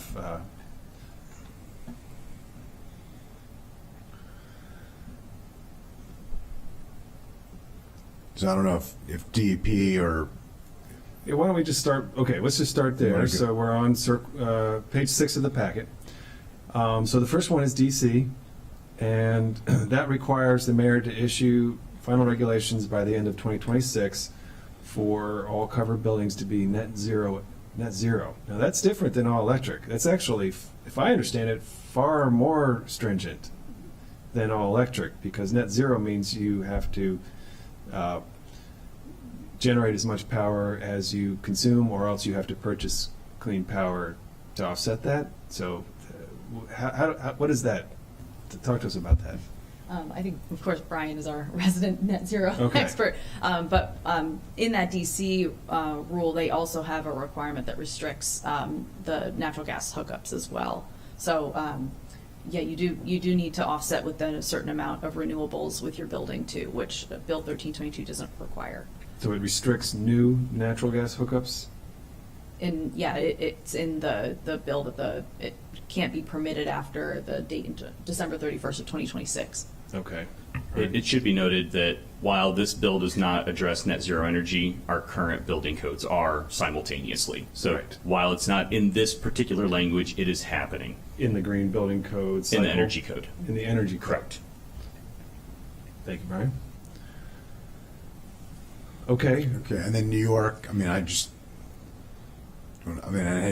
sure you've had conversations with colleagues. Before we go to New York, I just want to say, Sorry. if there are provisions of the DC code that anyone wants to bring to our attention, please bring those to our attention, after this meeting. It should be noted that the 2026 date, we are trying to coincide this bill's date with our standard building code adoption process. DC does not follow the same code adoption process that we do. We're on a much tighter and more restricted time schedule based on state regulations, where DC does not have that. So they haven't even started talking about their most current code updates. So that's one of the reasons you see a later date in DC.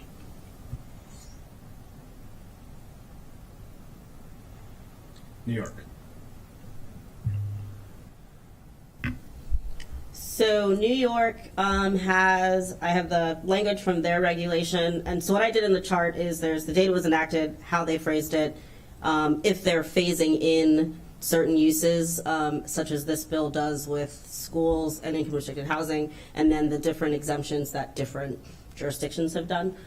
So for New York, for their phase-ins, they did it by building height.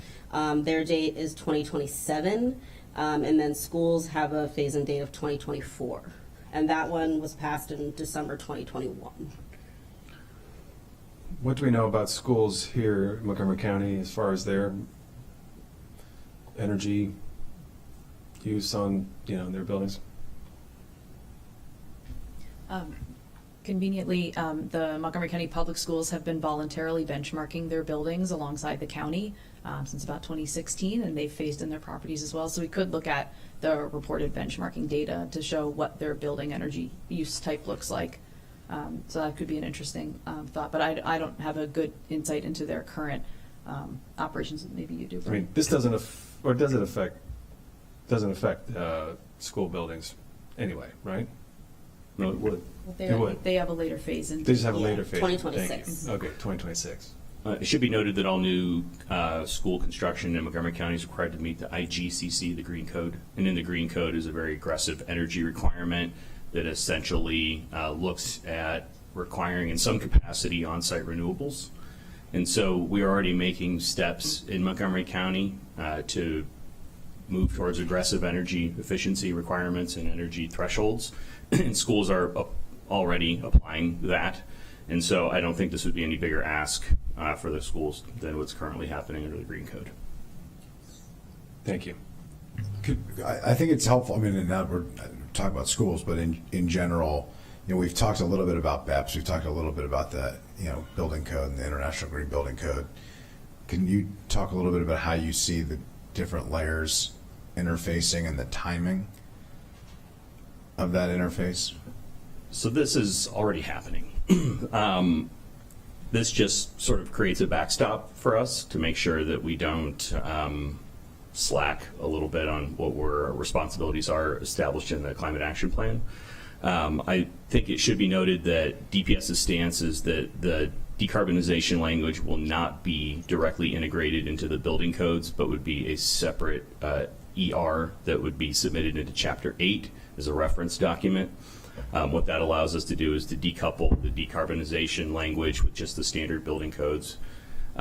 While we do that, we will be backstopping in the energy code, in the green code, electrification components, but not this exact bill language. So we can go into more detail if necessary on that. Yeah, could you just explain what is the difference about having it as an executive regulation as a backstop, as you're describing it, versus including it into the building code? So I think that this law requires the county executive to submit those all-electric building codes and the building codes are submitted as executive regulation. So I think that it's council dictating that the county executive needs to do that. Well, that's what I had originally thought, but that's not what you just shared. You shared that it would be a separate executive Right, regulation because it was important to keep them That specifically separate. I'm not focuses sure. on the elements of decarbonization. So there is some concern that there could be legal repercussions of this bill. And so what we don't want to do is incorporate the building codes into anything that could potentially be challenged in the future. And so submitting this as a separate executive regulation allows us to focus on the very specific elements of decarbonization in its own document while still moving the building codes forward. Because over the next 3 code cycles, there's already an aggressive plan put into place to address decarbonization. It's just not as aggressive as this bill. And so we want to make sure that we still have the capacity to function the building codes separate from the decarbonization language. And I may have complicated things, and I apologize. Councilmember Friedson, you brought up the kind of connection to BEPS, and we've talked about benchmarking and BEPS. So the regulations for implementing the building energy performance standards are due to be issued before December 31st of 2023. The Building Performance Improvement Board that was created by enacting Bill 1621, trying to remember that, the BEPS law, just met last week. So that group has been appointed by the council, put forward by the county executive. We just started our first meeting last week. So that group is an advisory board to help advise the county on implementation of BEPS. So they'll be providing input and unpacking some of these more complicated issues that were called out in the BEPS legislation. One of those is setting the targets, and we've talked about the BEPS technical report reviewed a variety of different targets. One was stronger energy efficiency measures, but one was actually looking at net zero carbon, or basically requiring electrification of existing buildings. So what's fun is that you all will be looking at both of these regulations about the same time. So that nexus of existing buildings in BEPS versus new construction with all electric new building code for new construction and major renovations will be reviewed at the same time by council. So I think we'll have really good synergy there, talking about what electrification does mean for new construction and existing buildings at the same time. Yeah, and to add, I'm on the 2024 Energy Code Advisory Committee at the national level, and there's proposals in the 2024 code cycle for electrification and decarbonization language. And so at the national level, there's significant movement in this sector. We anticipate most, if not all, of that language to be adopted. Any language that isn't adopted directly into the code will be what we call an appendix in the code, so an option for a jurisdiction to electively select into the code cycles if they choose. So I think the fundamental message here is that you have a lot of parallel actions occurring, and there is a nexus, and it is coming quickly. And we would anticipate this happening without a question, in the next 5 to 6 years, if it just happens organically through the codes.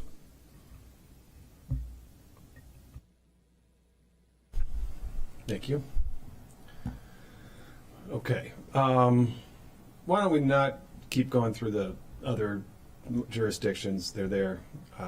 If anybody wants to focus in on a piece of that, my colleagues do. That's cool. Can I chime in just on one note? Sure. Contra Costa County is particularly interesting because their phase-in. Contra Costa. That's my whole backyard. Apologies, Yes. East Coaster for life, not from California. Don't pretend to be. Their phase-ins have already occurred earlier in 2022. So I think that it could be really interesting looking at how their implementation is going so far, because their dates have already They've already passed. phased. It's already applied. They have already phased those in. Yeah, Mr. Chairman. Yes. Oh, Canada. I'm not talking about Councilor Canada Jordan. here. One question I had generally, we can park it if we need to get to this point, but that has come up, and I feel like we need to discuss in light of the other things we've been discussing today is, this issue of what else is going on at the state level. My understanding that there are several studies that are due that the PSC is doing, looking at a kind of an audit or study of the capacity of electric and gas companies to serve customers under a transition to electrifying the grid, and that I think that's due next September, if I'm right, under Climate Solutions Act that was passed at the state level, and also that there's another Department of Labor report to the PSC on the peak summer and winter gas. This was mentioned earlier, so I think like you kind of addressed that. But on the other PSC study, could you talk about that and how that will interplay with timing, if at all? And would love to hear from you, the team, on that issue. Great question. Let's hear from Garrett. Sure. Yeah, as you mentioned, really the Climate Solutions Now. Previously, last year, about this time last year, the Maryland Commission on Climate Change recommended that the state adopt an electrification requirement for new construction. They looked at this in Climate Solutions Now. Climate Solutions Now did direct the Building Codes Administration to recommend an all-electric building code for the state, so they're looking at that right now. And the General Assembly very specifically said that it's their intent to that the state will move forward once those recommendations are complete. So we do expect something on codes at the state level. On the commission work, the commission was directed to launch an electrification study to develop recommendations for utilities to successfully serve customers under a managed transition to a highly electrified building sector between 2021 and 31. So that study is considerably more, it's broader. It's a broader study. It's not looking specifically at the question of how would a new construction and major renovation policy impact the grid. It's looking at, as we transition to a highly electrified buildings sector overall, what do utilities need to be conscious of? What are we going to need to do to make sure that the grid is able to handle that load? And as you said, that's actually just launched in August, so they're picking a consultant and issuing an RFP at the state level to do that study right now, and the study is due by the end of September of next year. So we're expecting that the utilities and all of us will learn a lot about the things that we need to be conscious of as we're upgrading the grid. Probably because that study is a bit broader, it's not specifically looking at the feasibility of a policy like this. It may not be so pertinent to the particular question in Bill 1322, and a study like the one that PEPCO did in DC might be a little bit more relevant to the specifics of the bill you're looking at here. Okay. And I know we have the Mr. Frick and some of the utilities there. I guess you teed up the study in DC. Is there a similar study that could happen to give us some of that information in the context of this bill? Or I'd love to hear some feedback on that. I don't know if they're able to come up or. Well, we can invite some of the utilities to come up. Why don't we do that? And while they're coming down,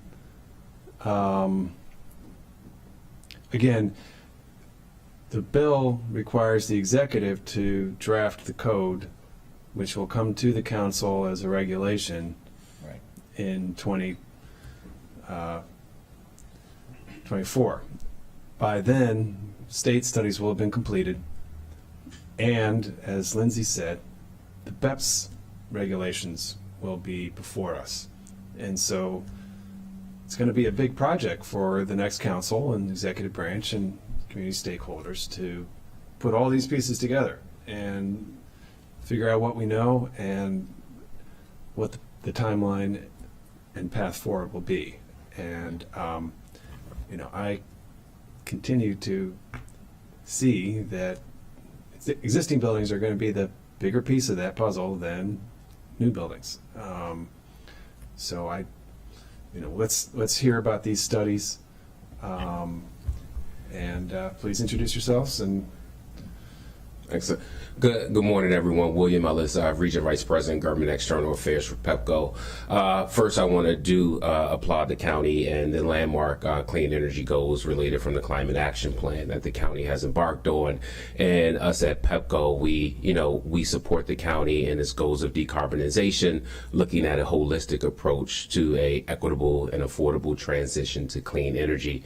The DC study that was conducted over a year or so ago was mentioned a couple of times in this work session.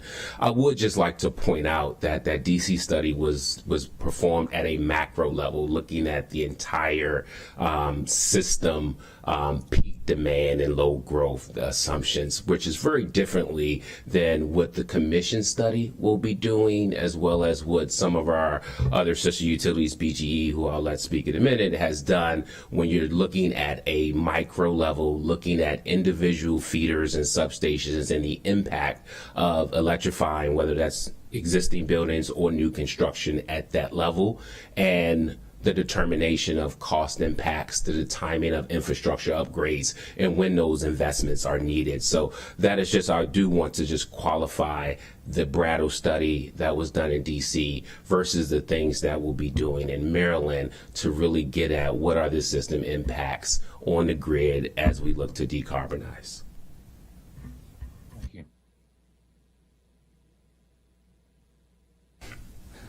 Hi, Manny Giraldo, Washington Gas. I also want to commend this council on the work that's been done for a cleaner Montgomery County and a cleaner Maryland. At Washington Gas, we share the same sentiments. We want a cleaner future, and we want to be part of that cleaner future here in the county and across the state.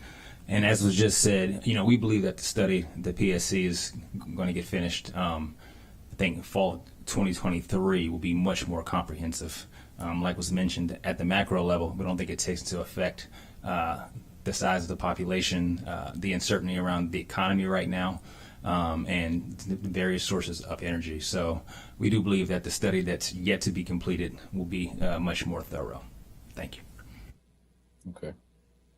Well, I appreciate the feedback. I mean, obviously the chair brings up an important point on the timeline. He's patting himself on the back for kicking the can down the road to us on the next council to figure out all the tough stuff. But but the fact that was a joke, right? It was a joke. It was a joke. And all the best jokes have some truth in them, though. And the fact that we'll get this back in the executive regulation, we'll have to come back and we'll have to deal with that. So I just want to understand the concerns on all sides. So we are going to this with eyes wide open and trying to anticipate. Obviously, we're going to get a lot of information as we go. And so if the executive side has any final comment on just how you plan on, based on what we just heard, incorporating information from this study and any other information you plan on incorporating before you bring these regulations back to us. Guys, Mr. Chair, let me just make one point of clarification that the study, the utilities originally proposed that the study that will be done for Maryland would go to a much greater level of detail than the study in DC. Lindsay and Brian and I all serve on the electrification work group of the Public Service Commission, and a decision was made in the last meeting to not go into that level of detail. So because the study, the time frame that they have to complete the study between now and September of 2023 there isn't enough time to do that level of detail. So the study that we expect to see in Maryland will look at issues more comprehensively than the Brattle Group study that PEPCO commissioned for DC, but it's going to be very similar in the macro scale treatment. It's going to be a very similar study to what was done in DC. There's, I think, acknowledgement by all parties that over the next 20, 30 years, as we transition to a highly electrified grid or building stock and vehicle stock, it is very much necessary for each of the utilities to look at more specific technological constraints within the grid. Where are the places within the transmission lines, within our substations and our transformers where we might need to make some upgrades? That's out of the scope of the study that will be happening here. So I think it's hard to answer your question, Councilmember Joando. My sense is we're not expecting that we will learn much through the study that's happening now, that would have an impact on this. That would this impact bill. this specific piece of legislation, but we are expecting we're going to learn a lot through that study that's going to help all of us with kind of the 10-year, 20-year plan for all of the different things that need to happen to upgrade the grid. I appreciate it. Thank you. That's helpful. Thank you, Mr. Chairman. Could I ask just a quick follow-up to that? My understanding, at least one of the things that we've heard, and I think Councilmember Juan, it sounds, is had some similar meetings and conversations as I have, so I just wanted to follow up. There's an update. You know, the final report is coming out in the fall, a year from now, essentially, which is, it sounds like it's quite a long time, but it's actually a pretty tight timeline for the level of detail that was requested, and the amount of information that would need to be determined and the amount of technicality that involves. My understanding was, I just want to make sure I'm understanding it correctly, that there was going to be some form of a interim report that was coming out in January, or some type of update, public update that is happening. Is that accurate, or am I misunderstanding that? We may have to, unless others here know, we may have to get back to you with more information on that. The consultant, what we will have, I think, within the next month or so is the actual scope of the study. That's what they've been finalizing now. I don't believe that we're due to see any draft thinking until the summer of next year, but we can get back to you. Got it. So the next step would be the scope of this. So right now, and it seems like there's a little bit of a back and forth based on the last meeting of what the scope even would be and what level of granular detail that the scope of this study will even provide. Is that? That's right. There's been a lot of discussion around, how will we, what assumptions are necessary to make for a study like this to happen? What do we need to know from the utilities in terms of forecasting demand, forecasting, peak demand issues, forecasts of how much might be built and how quickly might we see adoption of some of the technologies, the electric technologies on the market, et cetera. So right now they're just agreeing on what are all the assumptions we need to make. Let's make those assumptions. Let's hire the right consultant to do the study, and we'll be able to share with you the final scope that they land on soon. Great. Good morning. Irvin McDaniel, BGE, Governmental and External Affairs. Again, we applaud the Council for taking the steps towards decarbonization. To the Council member's question, the Department of Labor does have an interim report due in January. It doesn't get into all the levels of details the PSC report will, but there is one interim report coming in January. Okay, so that's from the Department of Labor report, separate from the PSC report. Correct. And it's an interim report to what? What is the Department of Labor report going to provide that is different from the PSC report? In the notes, it mentions developing recommendations for the fastest and most efficient methods to decarbonize buildings in the state. Department of Labor.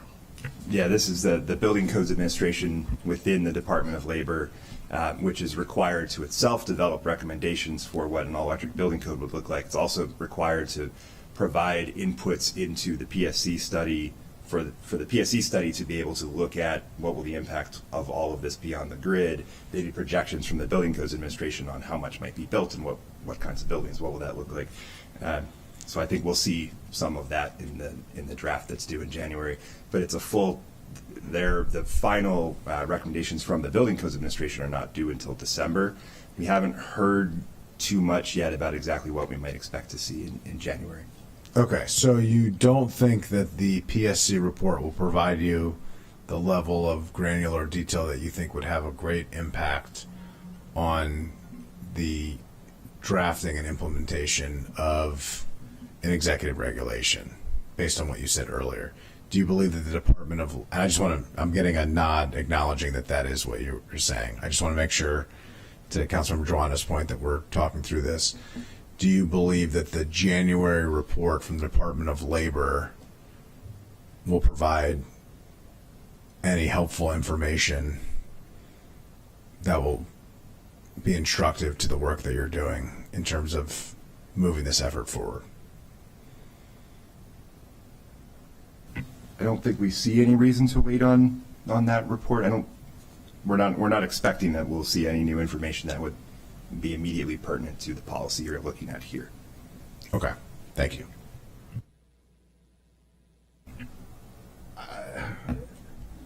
I'm going to take a risk here and try to characterize this, as best I understand it, and it may show that I don't, but it's a little bit of a difference between macro and micro. This study is going to be looking broadly at the grid and all of this transition in general. The specific issue of whether there's enough equipment in Montgomery County, whether the utilities have enough equipment in Montgomery County to handle the load that might result, is not within the scope of that study. And I'm not sure whether we would say we feel that that study is something that needs to be conducted separately, or whether that's the normal business operational study of the utility.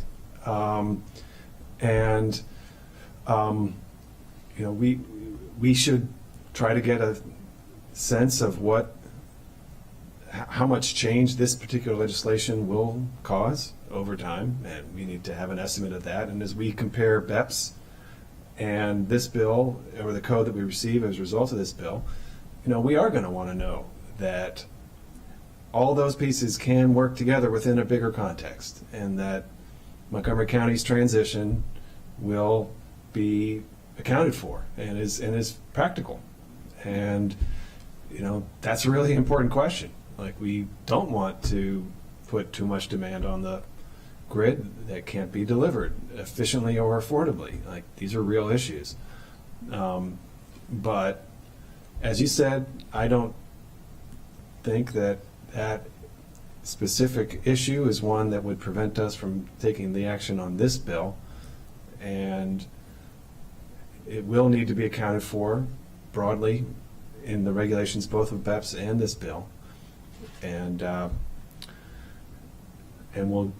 how do you plan to, just talk to us about how you plan to gain that understanding as, when the codes come back from both of these bills and the PSC is proceeding through its work. How do you learn from the PSC about the balance between Montgomery County's actions and grid capacity and so forth? Ryan, you're looking at me, so I'm going to look at you. We'll just look at each other for a little while here. I want to emphasize the fact that any new construction that comes online could go all electric right now. All right. And that's the responsibility of the project team and PEPCO to manage, right? That has no impact on Montgomery County, Department of Permitting Services, or DEP. So that's just a caveat to all of this, right? There's nothing that forces the hand of anybody other than high-rise buildings that need emergency backup. There's not really an electrical battery storage option, so it is fuel. Like, that would be the one thing, which is part of the exemption. From a decision perspective, I hate to fall back to this, but DPS doesn't look at cost impacts, right? That's not our responsibility to determine what something costs for a project. What we're looking for is life safety, energy efficiency, and any of the other laws and regulations that are adopted by the county. So I don't have a great answer for you, other than with on-site renewables, battery storage is an option, and the fact that a building could go all electric today. There are options out there for buildings to explore to minimize the cost impact. That's the best answer I have for you at the moment. Okay. Well, I was even talking more generally about grid capacity and those kind of issues. So I worked for a public utility for about a decade, and I know that at our level as a public utility, it was a prerogative for us to upgrade our utility grid regularly and aggressively to manage electrification. I can't speak on behalf of private-owned and what their initiatives are internally to manage that financially, but at the end of the day, the grid can be bolstered in a fashion to meet the requirement of all electrification. And fair enough that investment costs money. So we know that the utilities will have to invest in that transition. You can't increase the power consumption of the grid substantially without having substantially more equipment.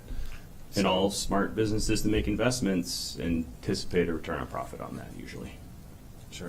And If you sell energy, it might be a good thing. Yes, sir. Chairman, I know that you two are looking at each other. I wanted to look at you also. Oh, thank Part of you. the conversation. It's good that you called my name because You're over here. Problem. You mentioned earlier, or asked a question earlier about the investments that have to be made and the impact. So BGE did work with E3, the same firm that worked with the state and working with others, to look at what the impacts would be when you look at full electrification, because we also believe that significant electrification is important to get to the state's goals. When we look at starting off from a broader perspective, before we get into the BGE system, PJM did release a report earlier this year, back in May, stating that, hey, we see the trends that's happening, decarbonization is coming. We see some risk when it comes to getting renewables in the system. We have to manage that risk.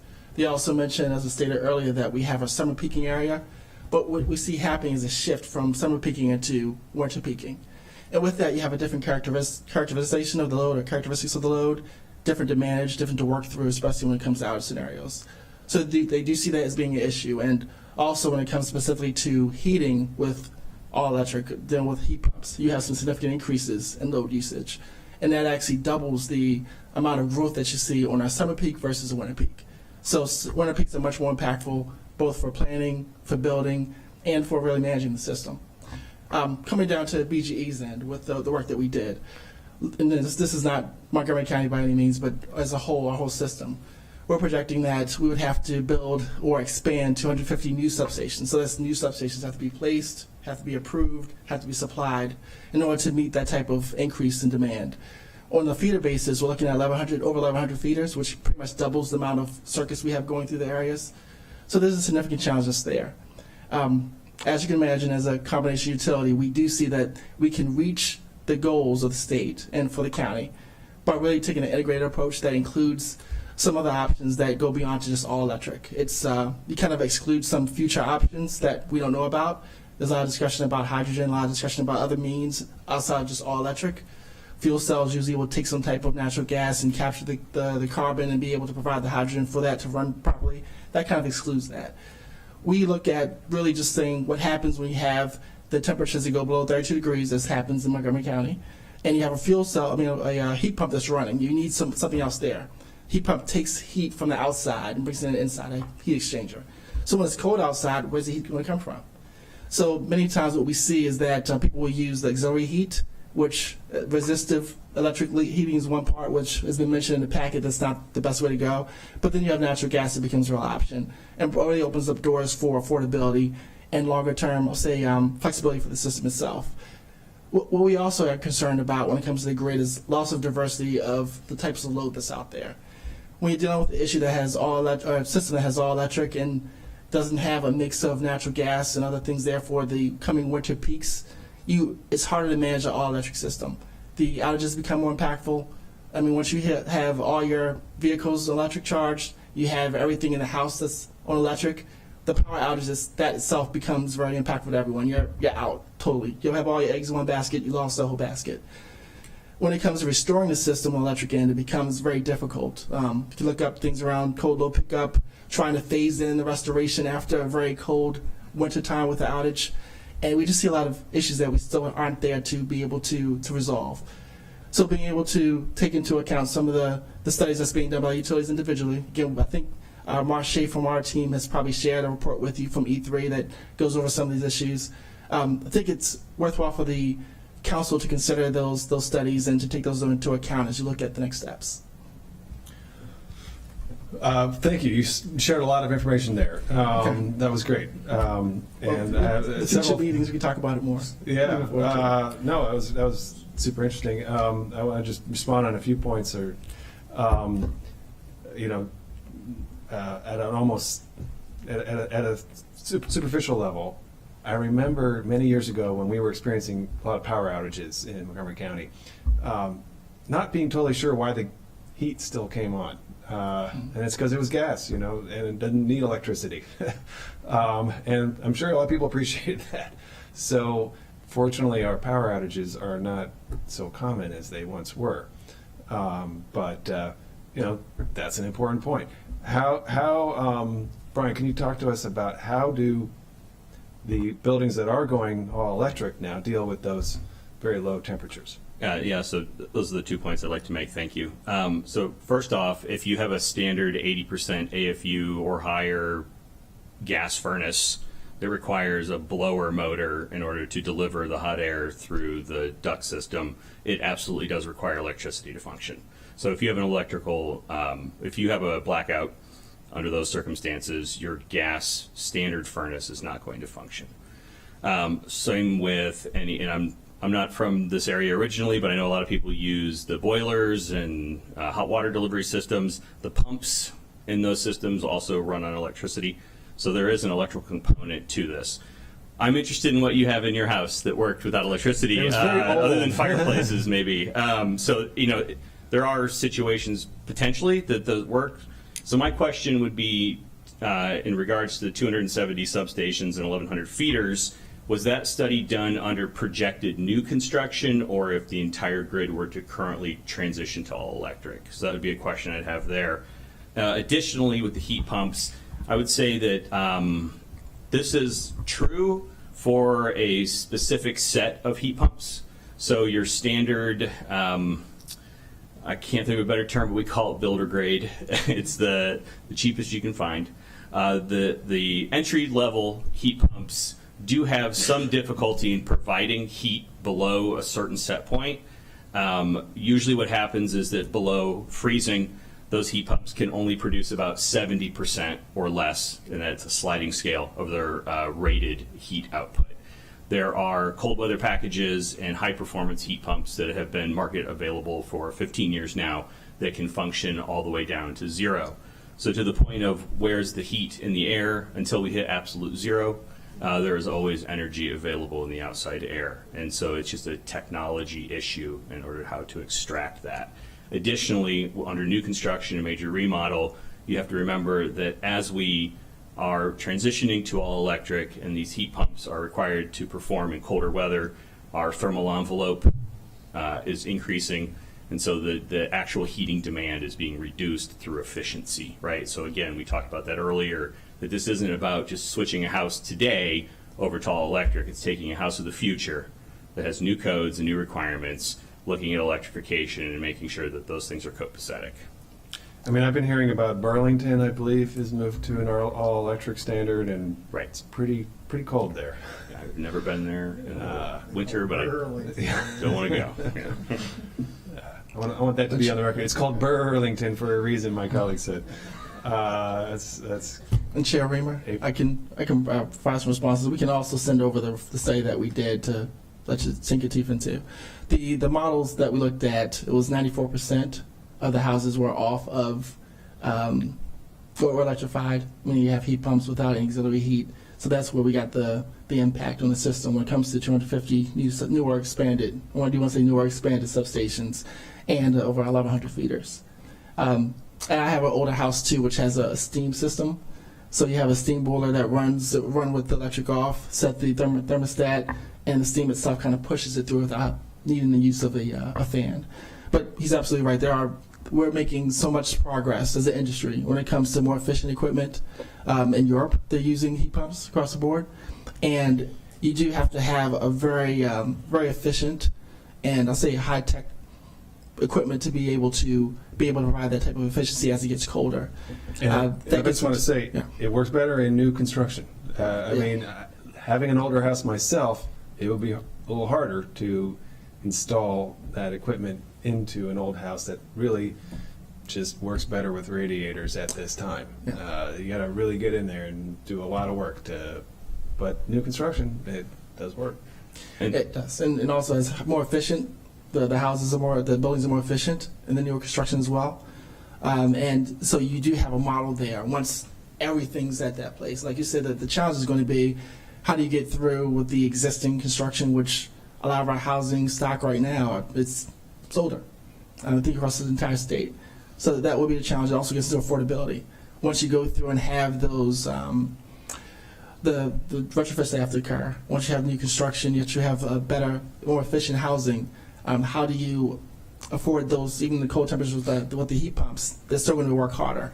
They're still going to have, I'll say, a larger draw of current to be able to maintain that, which gets into the bills of the average person, what they'll be paying. So that's part of the mix as well.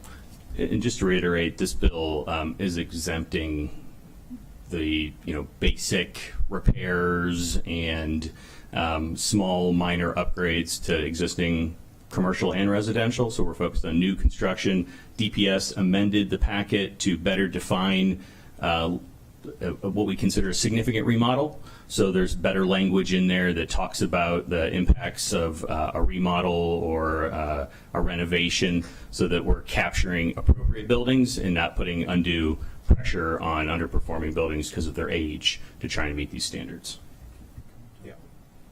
Yeah, can we talk a little bit about that? Because that is one of the concerns. And I think the context of this conversation has focused mostly on new commercial buildings and on existing residential, predominantly single-family homes. I'm not saying that that's all that the discussion is talking about, but today, the examples that have been given, that has, at least from what I have discerned, I'm neither from California nor an expert in anything that we're talking about here. I joke around, I'm not an expert in anything, literally, but do the best I can with what I've got. But one of the questions that has been raised is the impact on older condo buildings, for instance, older co-ops. I can think of several in my district that face real challenges just to put in a new elevator or to replace the windows to be more efficient. We've had conversations with the Green Bank about how to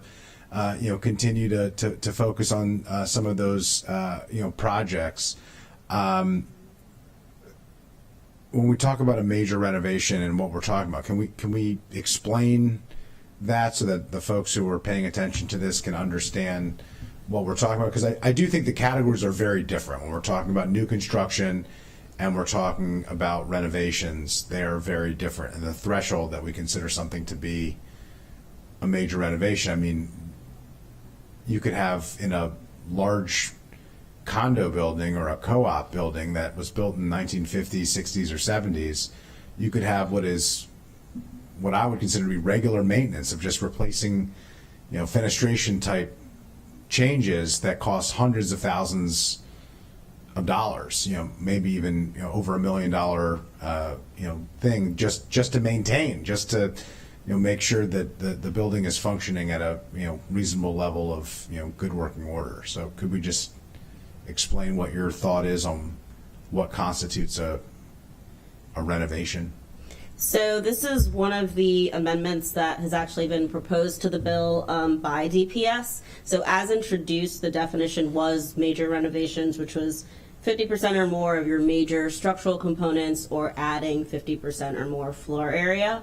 So the recommended amendment here is to, instead of saying major renovation, to say substantial energy alteration, and then in addition add a definition for substantial improvement. So those definitions are on page 12 of the memo, and these definitions basically clarify this issue because it's something we have received several questions about. And these definitions are taken from the New Building Institute's model decarbonization code. So for substantial energy alteration, its alteration includes replacement of 2 or more of the following: 50% or more of interior wall covering material of the building, thermal envelope or fenestration, 50% or more of the exterior wall covering material as well, space conditioning equipment constituting 50% or more total input capacity of space heating or space cooling equipment, water heating equipment constituting 50% or more of total input capacity, as well as 50% or more of the luminaries in the building. So still that same 50%, but it's much more specific about what is being altered and what is being changed.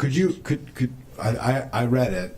I think most people who read it have no idea what that means. Yeah. I got to be honest with you. It's very technical. You're technical people doing technical work. I have a lot of respect for that.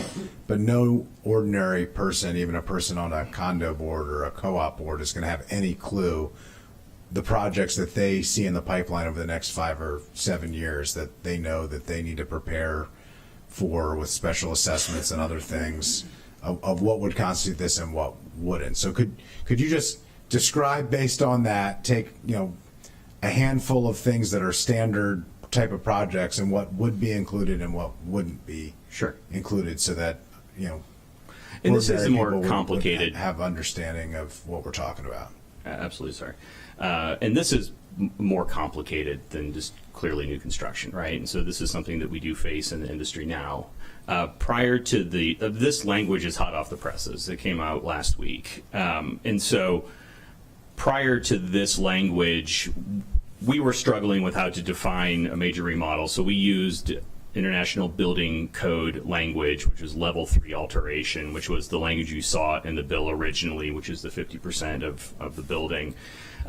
We understood that it wasn't a perfect scenario, but I think what we also wanted to do is, you ever walk through your neighborhood and you see 2 walls standing, and then 6 months later there's a brand new house? That's a renovation.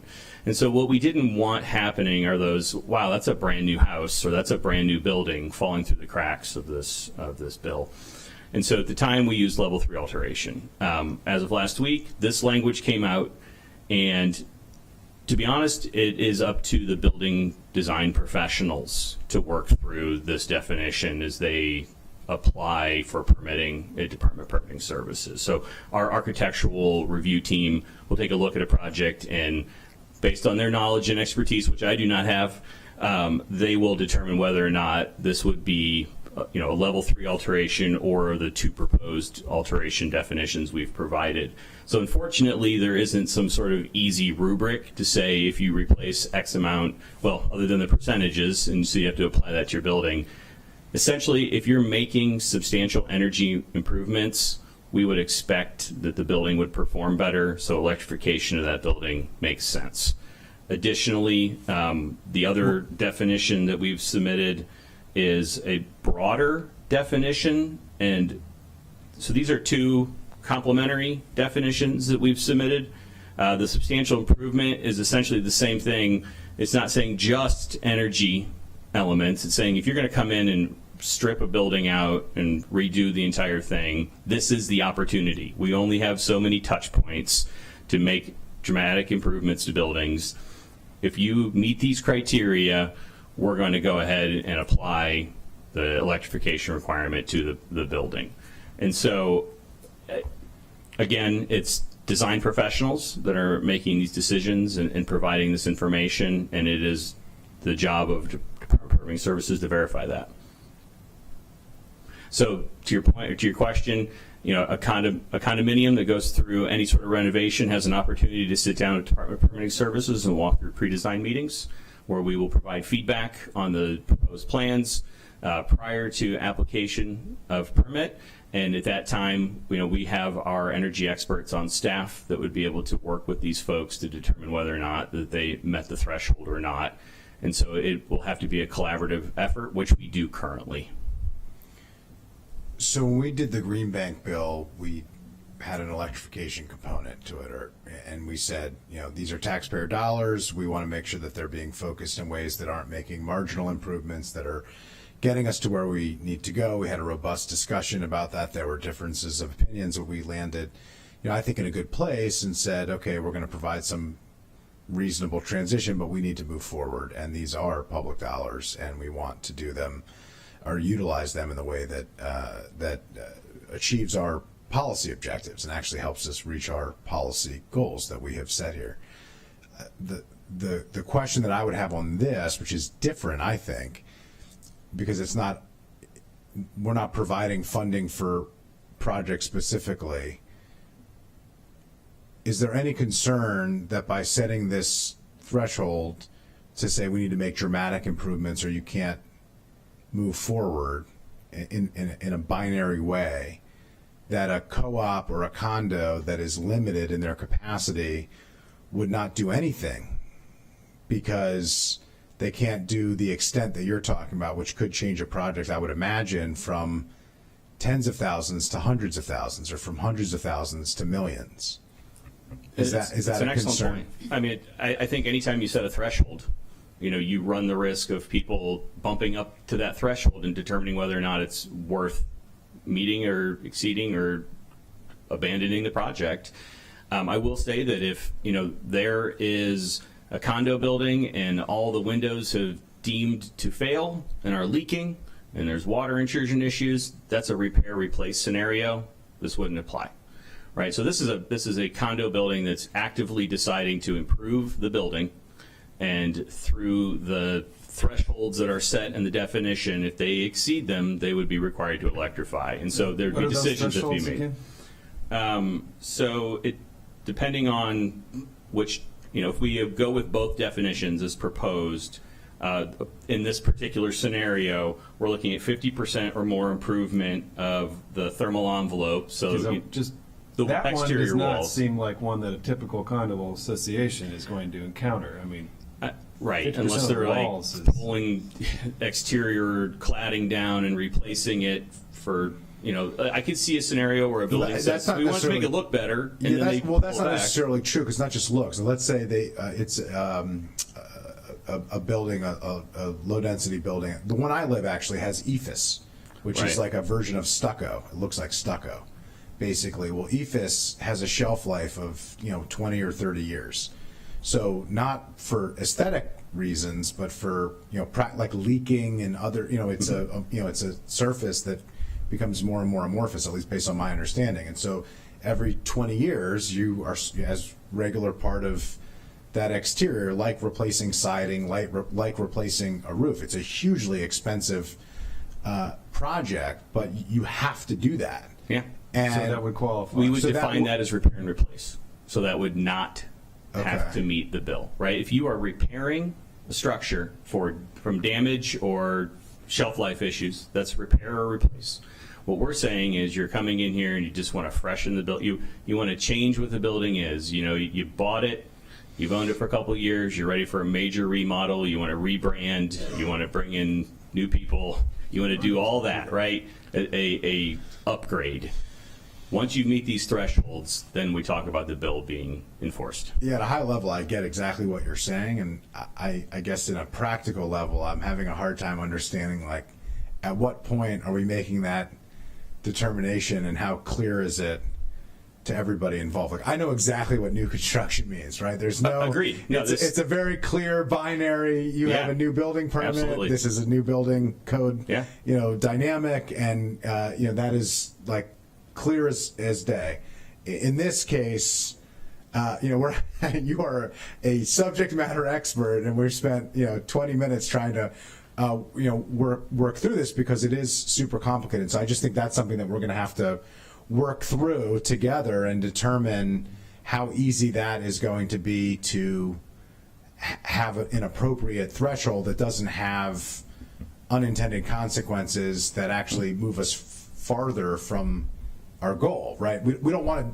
I don't want to disincentivize somebody from replacing their windows for not just aesthetic reasons, but because they're more energy efficient, and say that you aren't going to not do that because you can't do everything, right? Because the reality is, I think most existing building changes are going to be made based on not wholesale rip everything out of a building and replace it. I think it's going to be based on, incrementally improving dramatically smaller aspects within the building. You have a unit that is not efficient, you replace that unit with a dramatically more efficient unit, which makes your building much more, much less reliant on carbon and much more energy efficient, which is better for everybody. And so figuring out where that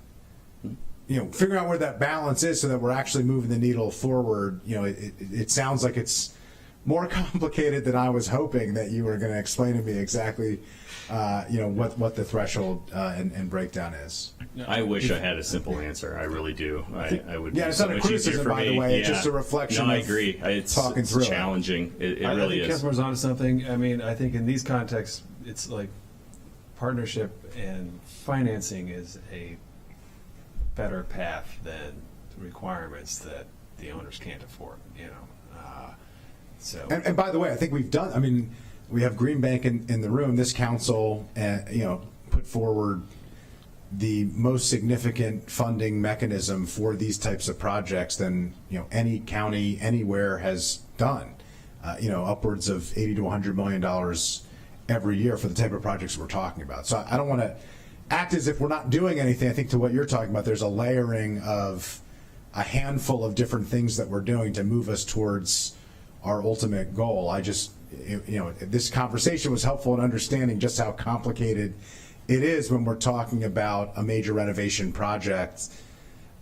Those are not all created equally, and one person's minor renovation is another person's major renovation, and depending on what type of building and what type of ownership and what type of project may change what that threshold is, and it might not be based on a dollar amount, it might not even be based on a surface area amount, because certain systems might not take up as much space, but they could have much higher costs and much greater impact on emissions and consumption.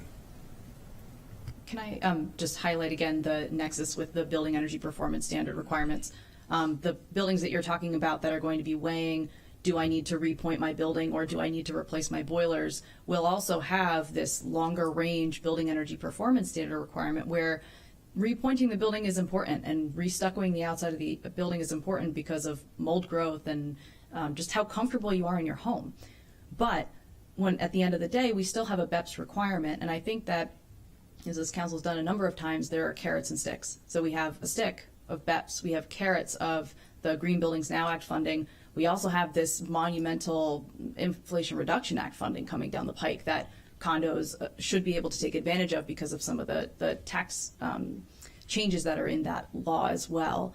And I think that this council also provided a number of new positions to help us implement the BEPS program and get out there and talk to affordable housing, multifamily building owners, condo and co-op boards to educate them on building energy performance standards, but also this is part of the conversation. What does it look like to improve your building performance down the line? Did you also know that this might have to qualify under the all-electric building code, which will help you meet BEPS? So this is really again, I keep saying the word nexus, and I really am sorry about that, but it's true. These two things work in parallel. When you have all-electric systems in your building is more efficient, and your tenants will pay less in their bills overall because you have a more efficient building overall. But there are some trade-offs and costs, and we are so fortunate to have the Green Bank in our backyard. But we have this monumental funding coming down the pike from the Inflation Reduction Act. We have new incentive programs coming out imminently, assisting with electrification of existing properties. So there's a lot of help coming. And Councilmember Friedson, you championed a bill, Bill 1020, a very long time ago. People can apply for that right now. If you show improvement in your Energy Star score, you can apply for a property tax incentive for that. And that's something that I don't think is well utilized quite yet, but should be. Appreciate that, and I'll just note I worked on that with Councilmember Reamer.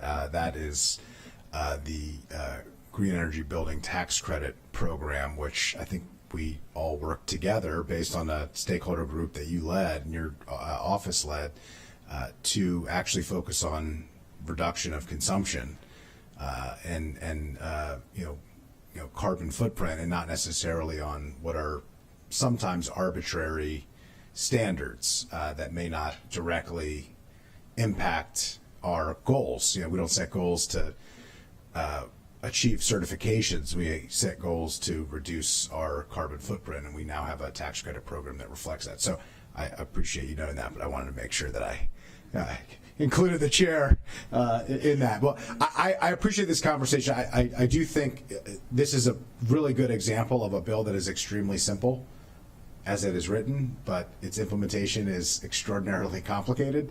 Appreciate that we have very smart people here who are helping us work through it. But I think this requires a little bit more honing and understanding of what would be and wouldn't be included, and how we define what a major renovation is, and ensuring that members of the public actually understand what we're talking about, because I think there's quite a bit of confusion on this particular point, which is not nearly as clear as we would like, but it is what it is. So we need to kind of work and talk through that. But I appreciate it. Agreed. This is that topic you were focused in on is a big one. We got to make sure we get that right. I just want to highlight a smaller one, number 5 on page 10, which is described as recreational activities. I'm worried that when I think about an all-electric home, like a new home, I'm comfortable because induction electric is vastly superior to, a gas-burning stove. I'm not aware of a superior alternative when you are doing an outdoor kitchen, because I don't think that, I don't think we want people to use charcoal if they can use gas. I presume that gas is preferable from a climate emissions perspective. Hot tubs, I don't know how you heat can you use a heat pump to heat a hot tub? I don't know. What about a hot tub time machine?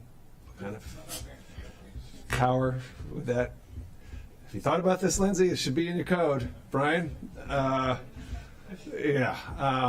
just want to make sure that some of those amenities that don't have a good substitute are not prohibited, because so that's, if there's an alternative, great. If there isn't, Brian. Yeah, so we definitely don't recommend using Russian knockoff Red Bull to heat your hot tub. So, well, I will say, and we actually had a conversation about this the other day. These are luxury items that I want to point out, and so what we're talking about from an equitable perspective is that there are alternatives for folks to choose different ways for outdoor cooking and recreational purposes. Why we focused on excluding these from the exemptions is that once you've invested in the infrastructure, both in a new neighborhood, because we're talking about new construction, as an example, and then the meter to your house, and then to pipe, grill, that's an enormous waste of resources that occurred right there for something like cooking. When this bill doesn't address portable, so if you wanted to bring propane tanks on site, you could absolutely do that as an alternative to piped natural gas to the home. As for pools and hot tubs, there's no more elegant way to heat water than with the sun, and there are solar thermal water heating systems available on the market today that have been on the market for 25 plus years that utilize solar thermal water heating as a method. Hot tubs, from what I understand, is that most of them are electric resistance to begin with. I don't own one, so I can't speak to that directly, but again, there are entire areas within Montgomery County that don't have natural gas, and my guess is a few of those folks have hot tubs. Okay, so there may be alternatives available. All right. So more focus here on when the code is triggered, what kind of renovation triggers it. Any other particular issues? Well, let's just, I'll expand a little bit on renovations. So talk about homeowner renovations. If you do a bump out, you add 20% square footage to your house. It's not 50%, so it's not triggered. If you did a roof at the same time, does that cause it to be triggered? So we did add the word addition. The word addition is added to being covered or not covered? When you say that, you mean by a roof, so conditioned or unconditioned spaces? I don't know, you tell me. Sure. So usually in addition, what we're referencing is the addition of conditioned square footage to a home or a building. And currently, even under the green building codes, once an addition hits the threshold, it has to apply to the green building code. Right, it would be just and so we did clarify that it's just the addition that would be new space. Yeah, I mean, just to give an example, if somebody were to put a small addition on an existing single-family house in order to put in a first-floor bedroom for mobility reasons, which is not an uncommon addition for somebody to make, only the bedroom that was bumped out would be subject to the building code, at least my Unless that bedroom exceeded 50%. If Exactly. it exceeds 50% of the footprint Then we're of the talking house, about it'd be the- a very, very nice bedroom. Hey, you or, know, or a very small living space. Either way, yeah, that sounds quite nice. So a kitchen, for instance, if I don't, you add a second kitchen, I don't know. There's people do all sorts of weird things. You add a second kitchen, and that kitchen doesn't hit the 50% threshold, but it's new. The kitchen appliances would be all electric. That would be the electrification application I can think of off the top of my Not to head. get complicated, but unless it's a commercial kitchen. Like if you did a second kitchen and the purpose was to have a home business to do catering or something. Commercial kitchens are exempt. No, that's what I'm saying. That would be exempt because it's Correct. a commercial kitchen. Yep, absolutely. If you added a bedroom, and in that bedroom there was a master bathroom, and in that master bathroom you had a dedicated hot water heater, that hot water heater has to be electric. If the addition is small enough, oftentimes the existing HVAC and water systems are sufficient to supplement that new space. You could tap right into the existing. We wouldn't force you to go back and change any of that. So there's extra capacity in heating and cooling usually. So if you had a small bedroom, you just put a new duct in and condition that space. That would not require electrification of the systems.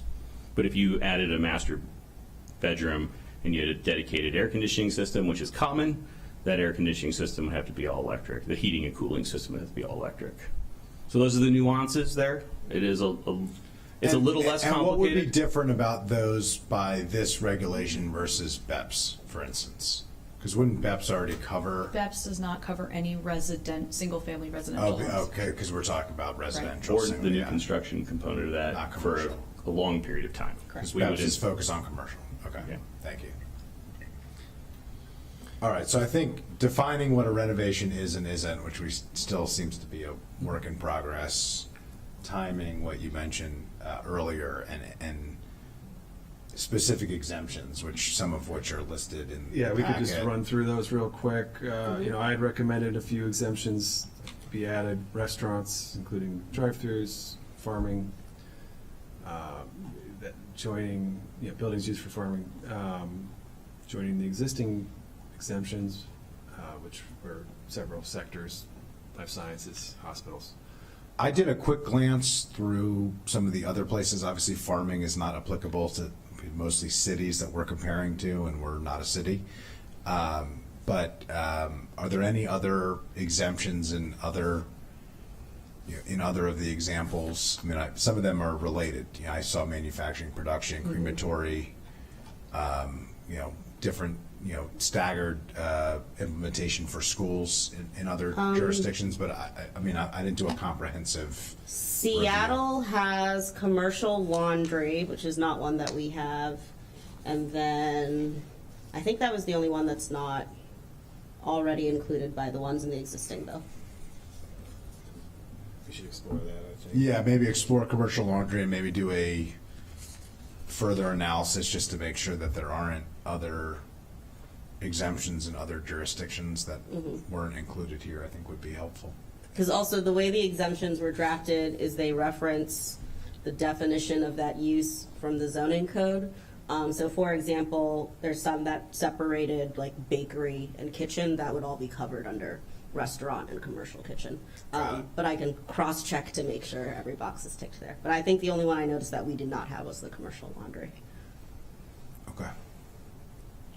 I didn't come in here with strong opinions on commercial laundry, but I think it would be helpful for us to think through whether or not that's an appropriate exemption. I think exemptions. Oh, sorry. One more. New York City has buildings run by their Department of Environment to treat sewage or food That's waste. what I saw earlier. Yeah. Sorry, I knew there So was I don't one know if more. that's something that we ought to consider based on the county, and I don't know that we need an answer right now, but I think it's just something to explore.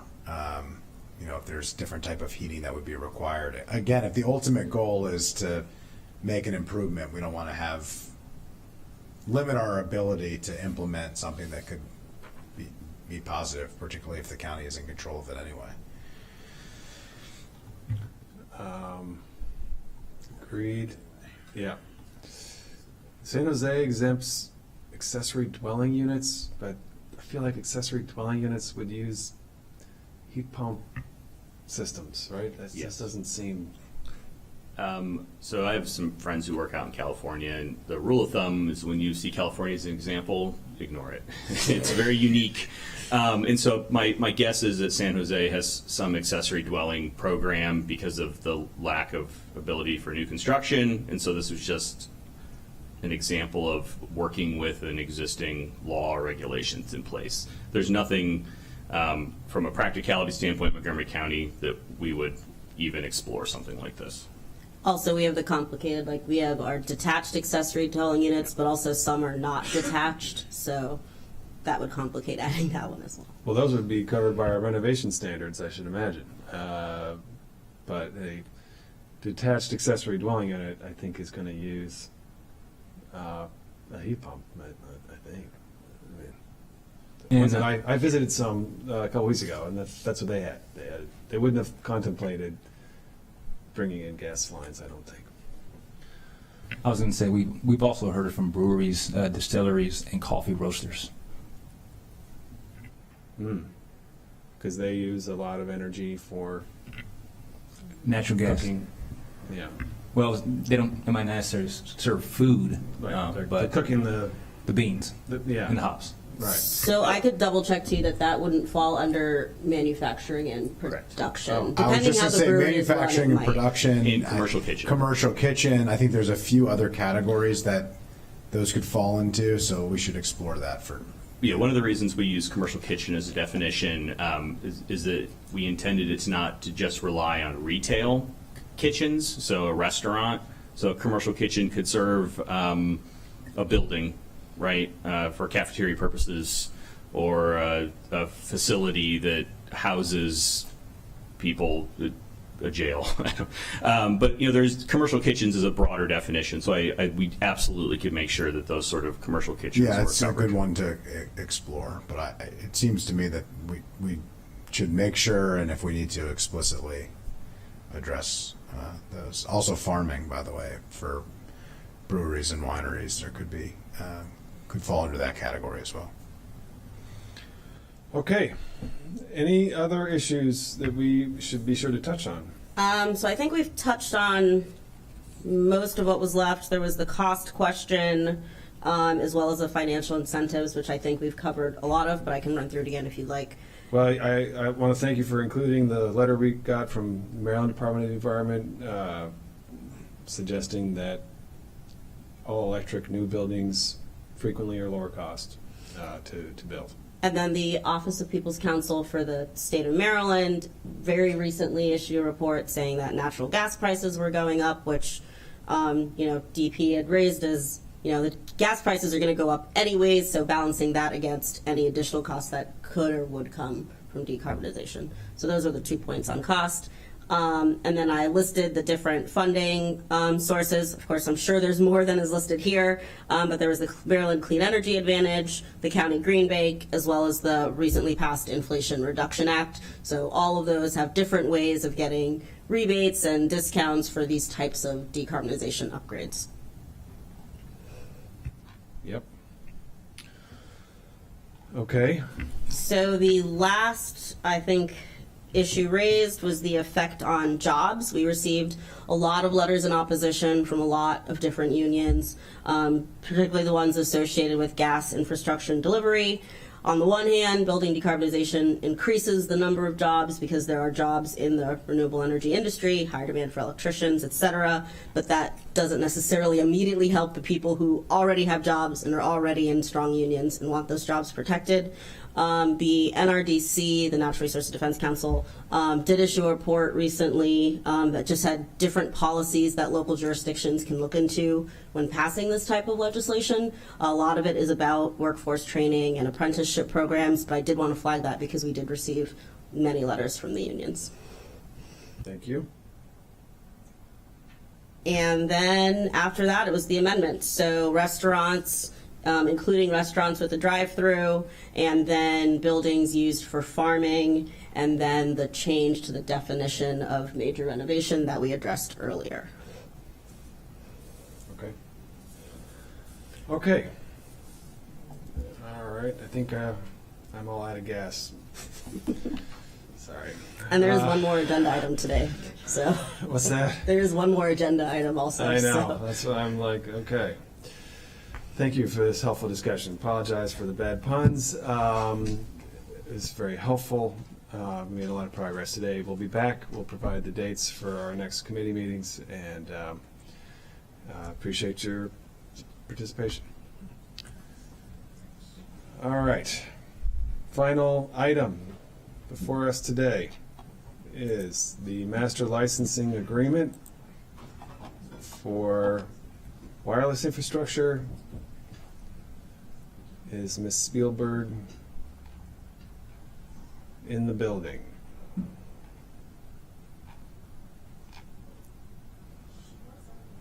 I saw her earlier.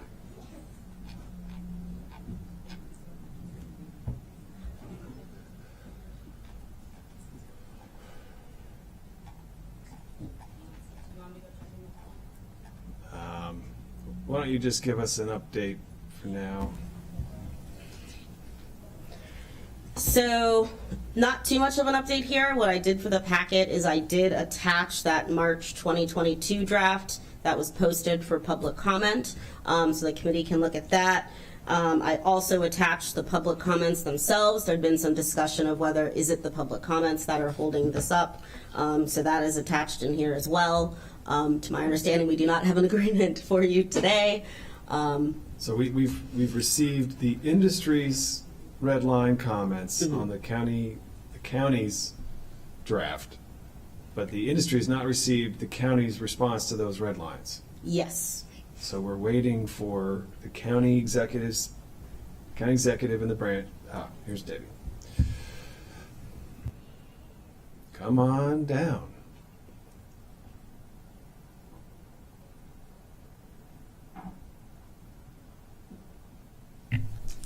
All right, good morning. Good morning. Can you restate the and then we'll turn to Ms. Spielberg. Sure. So in the packet, you have the March 22 agreement that was posted for public comment. You also have a copy of the public comments, and then the committee has received the red lines from, I believe it's Crown Castle, Verizon, and AT&T. And so now the next step is for the county executive's office to finish going through those red lines and the public comments to issue the final agreement.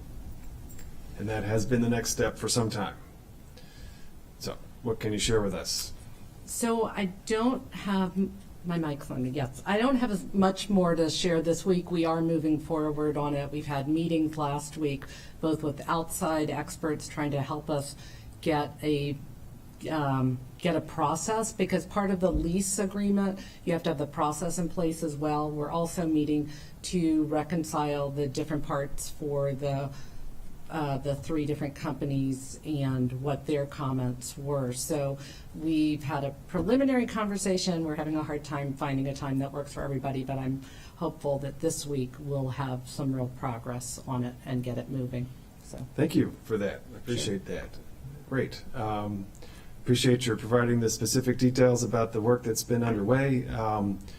And I think our committee meetings have been helpful in that regard. So when we get our next committee meeting, we'll look for another update at either the next Fed committee meeting or the one after that. And hopefully we'll be most of the way through it at that point. Any questions you have on this one? No? All right. Okay, so I'm glad there's been some meetings. Hopefully we'll have something. Do you have a sense of, so you said, there's pieces in motion. When will your red lines be ready for the telecoms? yeah, I'm always nervous about giving a date because I don't want to pass it, but I know you want to know. I'm hopeful that in the next couple of weeks we should have something back to them to respond to, because that's the next step, is to give them something back and respond. So that's the goal. I'm going to be out of town at the end of the week. Our attorneys are a little booked, so just trying to negotiate around all of that. Okay, so you think by the end of the month, 2 weeks would be the 31st, Right. that you're going to have something back to the industry. That's At what point do you expect after that there will be a licensing agreement signed that would allow things to move forward? I don't know. I mean, I think we'll just keep moving with all deliberate speed. I think it depends a little how far apart they are on what seems reasonable to them and what seems reasonable to us. So it's a little hard to predict. Hopefully in November we'll get, I mean, the hope is that we'll keep moving relatively quickly. It's just hard to predict. Yeah, it just feels like we haven't been moving relatively quickly, and the speed hasn't been particularly deliberate up to this point. So hopefully that will change. So you're nodding, so I'm hoping that Yes, is an yes, acknowledgement yes. that things haven't Yes, moved as quickly as they absolutely, yes. should, and that you are Yes, looking to change that. So we are trying to move it. I would urge Yeah. that this move forward more quickly. There is a feeling that it is not moving forward nearly as quickly as it should. There's frustration that is being felt, and we hope that there is a sense of urgency that has been created based on that, and that our bringing this up at these committee meetings will help to provide that sense of urgency that seems to have been lacking up to this point. Could you please share with the participants in this process that this committee would very much like to see by October 31st the the red lines from the county? Yeah, I will definitely convey that. The other part I would say, I mentioned last week, the challenge, of course, is this is a brand new process, and so trying to get it right. And as you can imagine, we're hearing from a lot of folks in the public who want to just be sure that the process makes sense from a public process point of view, not to slow it down, but just to make sure that what we're doing Understood. is But could you share with us what those comments are, so that we can evaluate? I mean, I know I'm not surprised that you're hearing that, and but now we got to take it to the next level. So what is the exact request? What is the proposal? Can you present that to us? the exact proposal for. Well, I mean, what the feedback is that you've heard, and what you think of it, and what path forward you are considering as a result. So some of the public comments are in the packet, as you know, and some of it is how do you identify what's an appropriate process for selecting. We've just been given last week, we got some useful information about some of the other states about how they, out in California and actually in Delaware, I haven't finished reviewing it, but some of their practices. And so just trying to understand, is there, I'm not 100% sure. My thought is that there would be something up front that's worked out, both in terms of pole design and kind of the process for location, and then that way with each pole attachment or replacement, it can move relatively quickly. That's part of why it's been slow, is trying to think through the process so that once it gets started, it's not a time-consuming process for each time.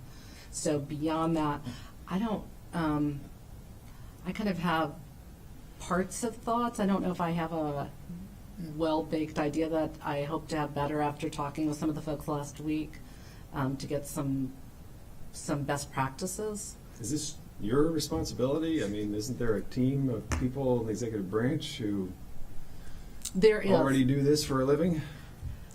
It's an interesting kind of a little bit of a gap, I would say. So yes, absolutely, there's a team, but it's the nature of attachments has changed, as you know, so much over the years, and that it used to be very much these large towers, and I know that's changed dramatically in the last, 6, 8 years, whatever. And so there is a team, but it's still trying to figure this out in the new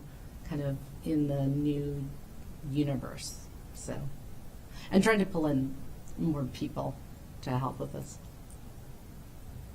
Okay, so that's separate from the red line. So is that part of the red line that we send back? It's only in terms of a process. So you would need to resolve your view on that issue in order to respond? No, I think there's a lot that can move forward relatively quickly. All evidence to the contrary. Okay. So Lou, I would appreciate your assistance in putting the spotlight on what the issues are that, need to be resolved. Yeah. Okay. On October the 31st, on or before, you expect to have red lines to the industry. That will then create a question of how broad the schism is between the executive branch and the industry on moving something forward. So I would ask that the council, this committee in particular, receive the red line that you are sending to the industry when you send it, and that we get an update in writing 1 week after that. So by November the 7th, we receive an update, if it's okay with colleagues, on the response that you received from the industry. And if the answer is you've received no response, then just send us that. And then we receive something in writing every week, providing an update on the negotiations. I mean, with all due respect, I appreciate the fact that we're having these conversations, but it's not worth a whole lot if all that we hear is we're working on it, we're working with deliberate speed. The process is taking so long because we're trying to make sure that it can go faster when it actually gets implemented. I appreciate that may be the rationale behind it, but it's a very difficult concept to understand, that you're taking as long as possible to get it perfect so that you can make the process, once it's implemented, as efficient as possible. So it would just be helpful to me, rather than us setting time on the schedule, to have updates that aren't really much of updates, that we just have in writing factual progress reports every week. So 2 weeks, we get the red lines, and then once a week, every week, in writing, we get a response of where we are in terms of the negotiation. What have you received back from the industry? What have you sent to them? Then we'll get a sense of how far apart this situation is. If that's okay with colleagues. Yeah. If that's what it's going to take. I mean, it just, this is pretty much standard policy in most jurisdictions around the country to allow this. And I'm concerned that the executive branch is trying to devise something that just is way outside the mainstream. It's on the fringe. And that's why it's so hard, because it's not, how does this, what has DC done? What has the Virginia jurisdictions done? What has Howard done? What has Baltimore done? What has Prince George's County done? I don't know. I will say it's not standard in terms of these are county-owned polls, and so it's a little different. The county is the property owner,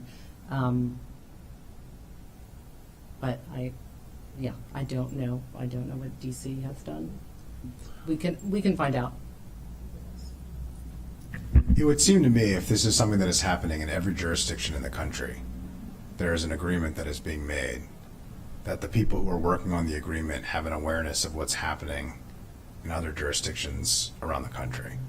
So, I mean, I just have to say, what is being suggested here is not an unreasonable request and suggestion, and it's a little bit troubling that we aren't aware of that we've been working at this for a really long time, and it doesn't appear that we're making progress to the extent that anybody would want based on the timing that it's taken. So, yeah, as I said, if you think that that level of update isn't reasonable, if colleagues have other thoughts, but I think we need to just get something in writing that's specific. I mean, even this packet, we had very little information to go off of.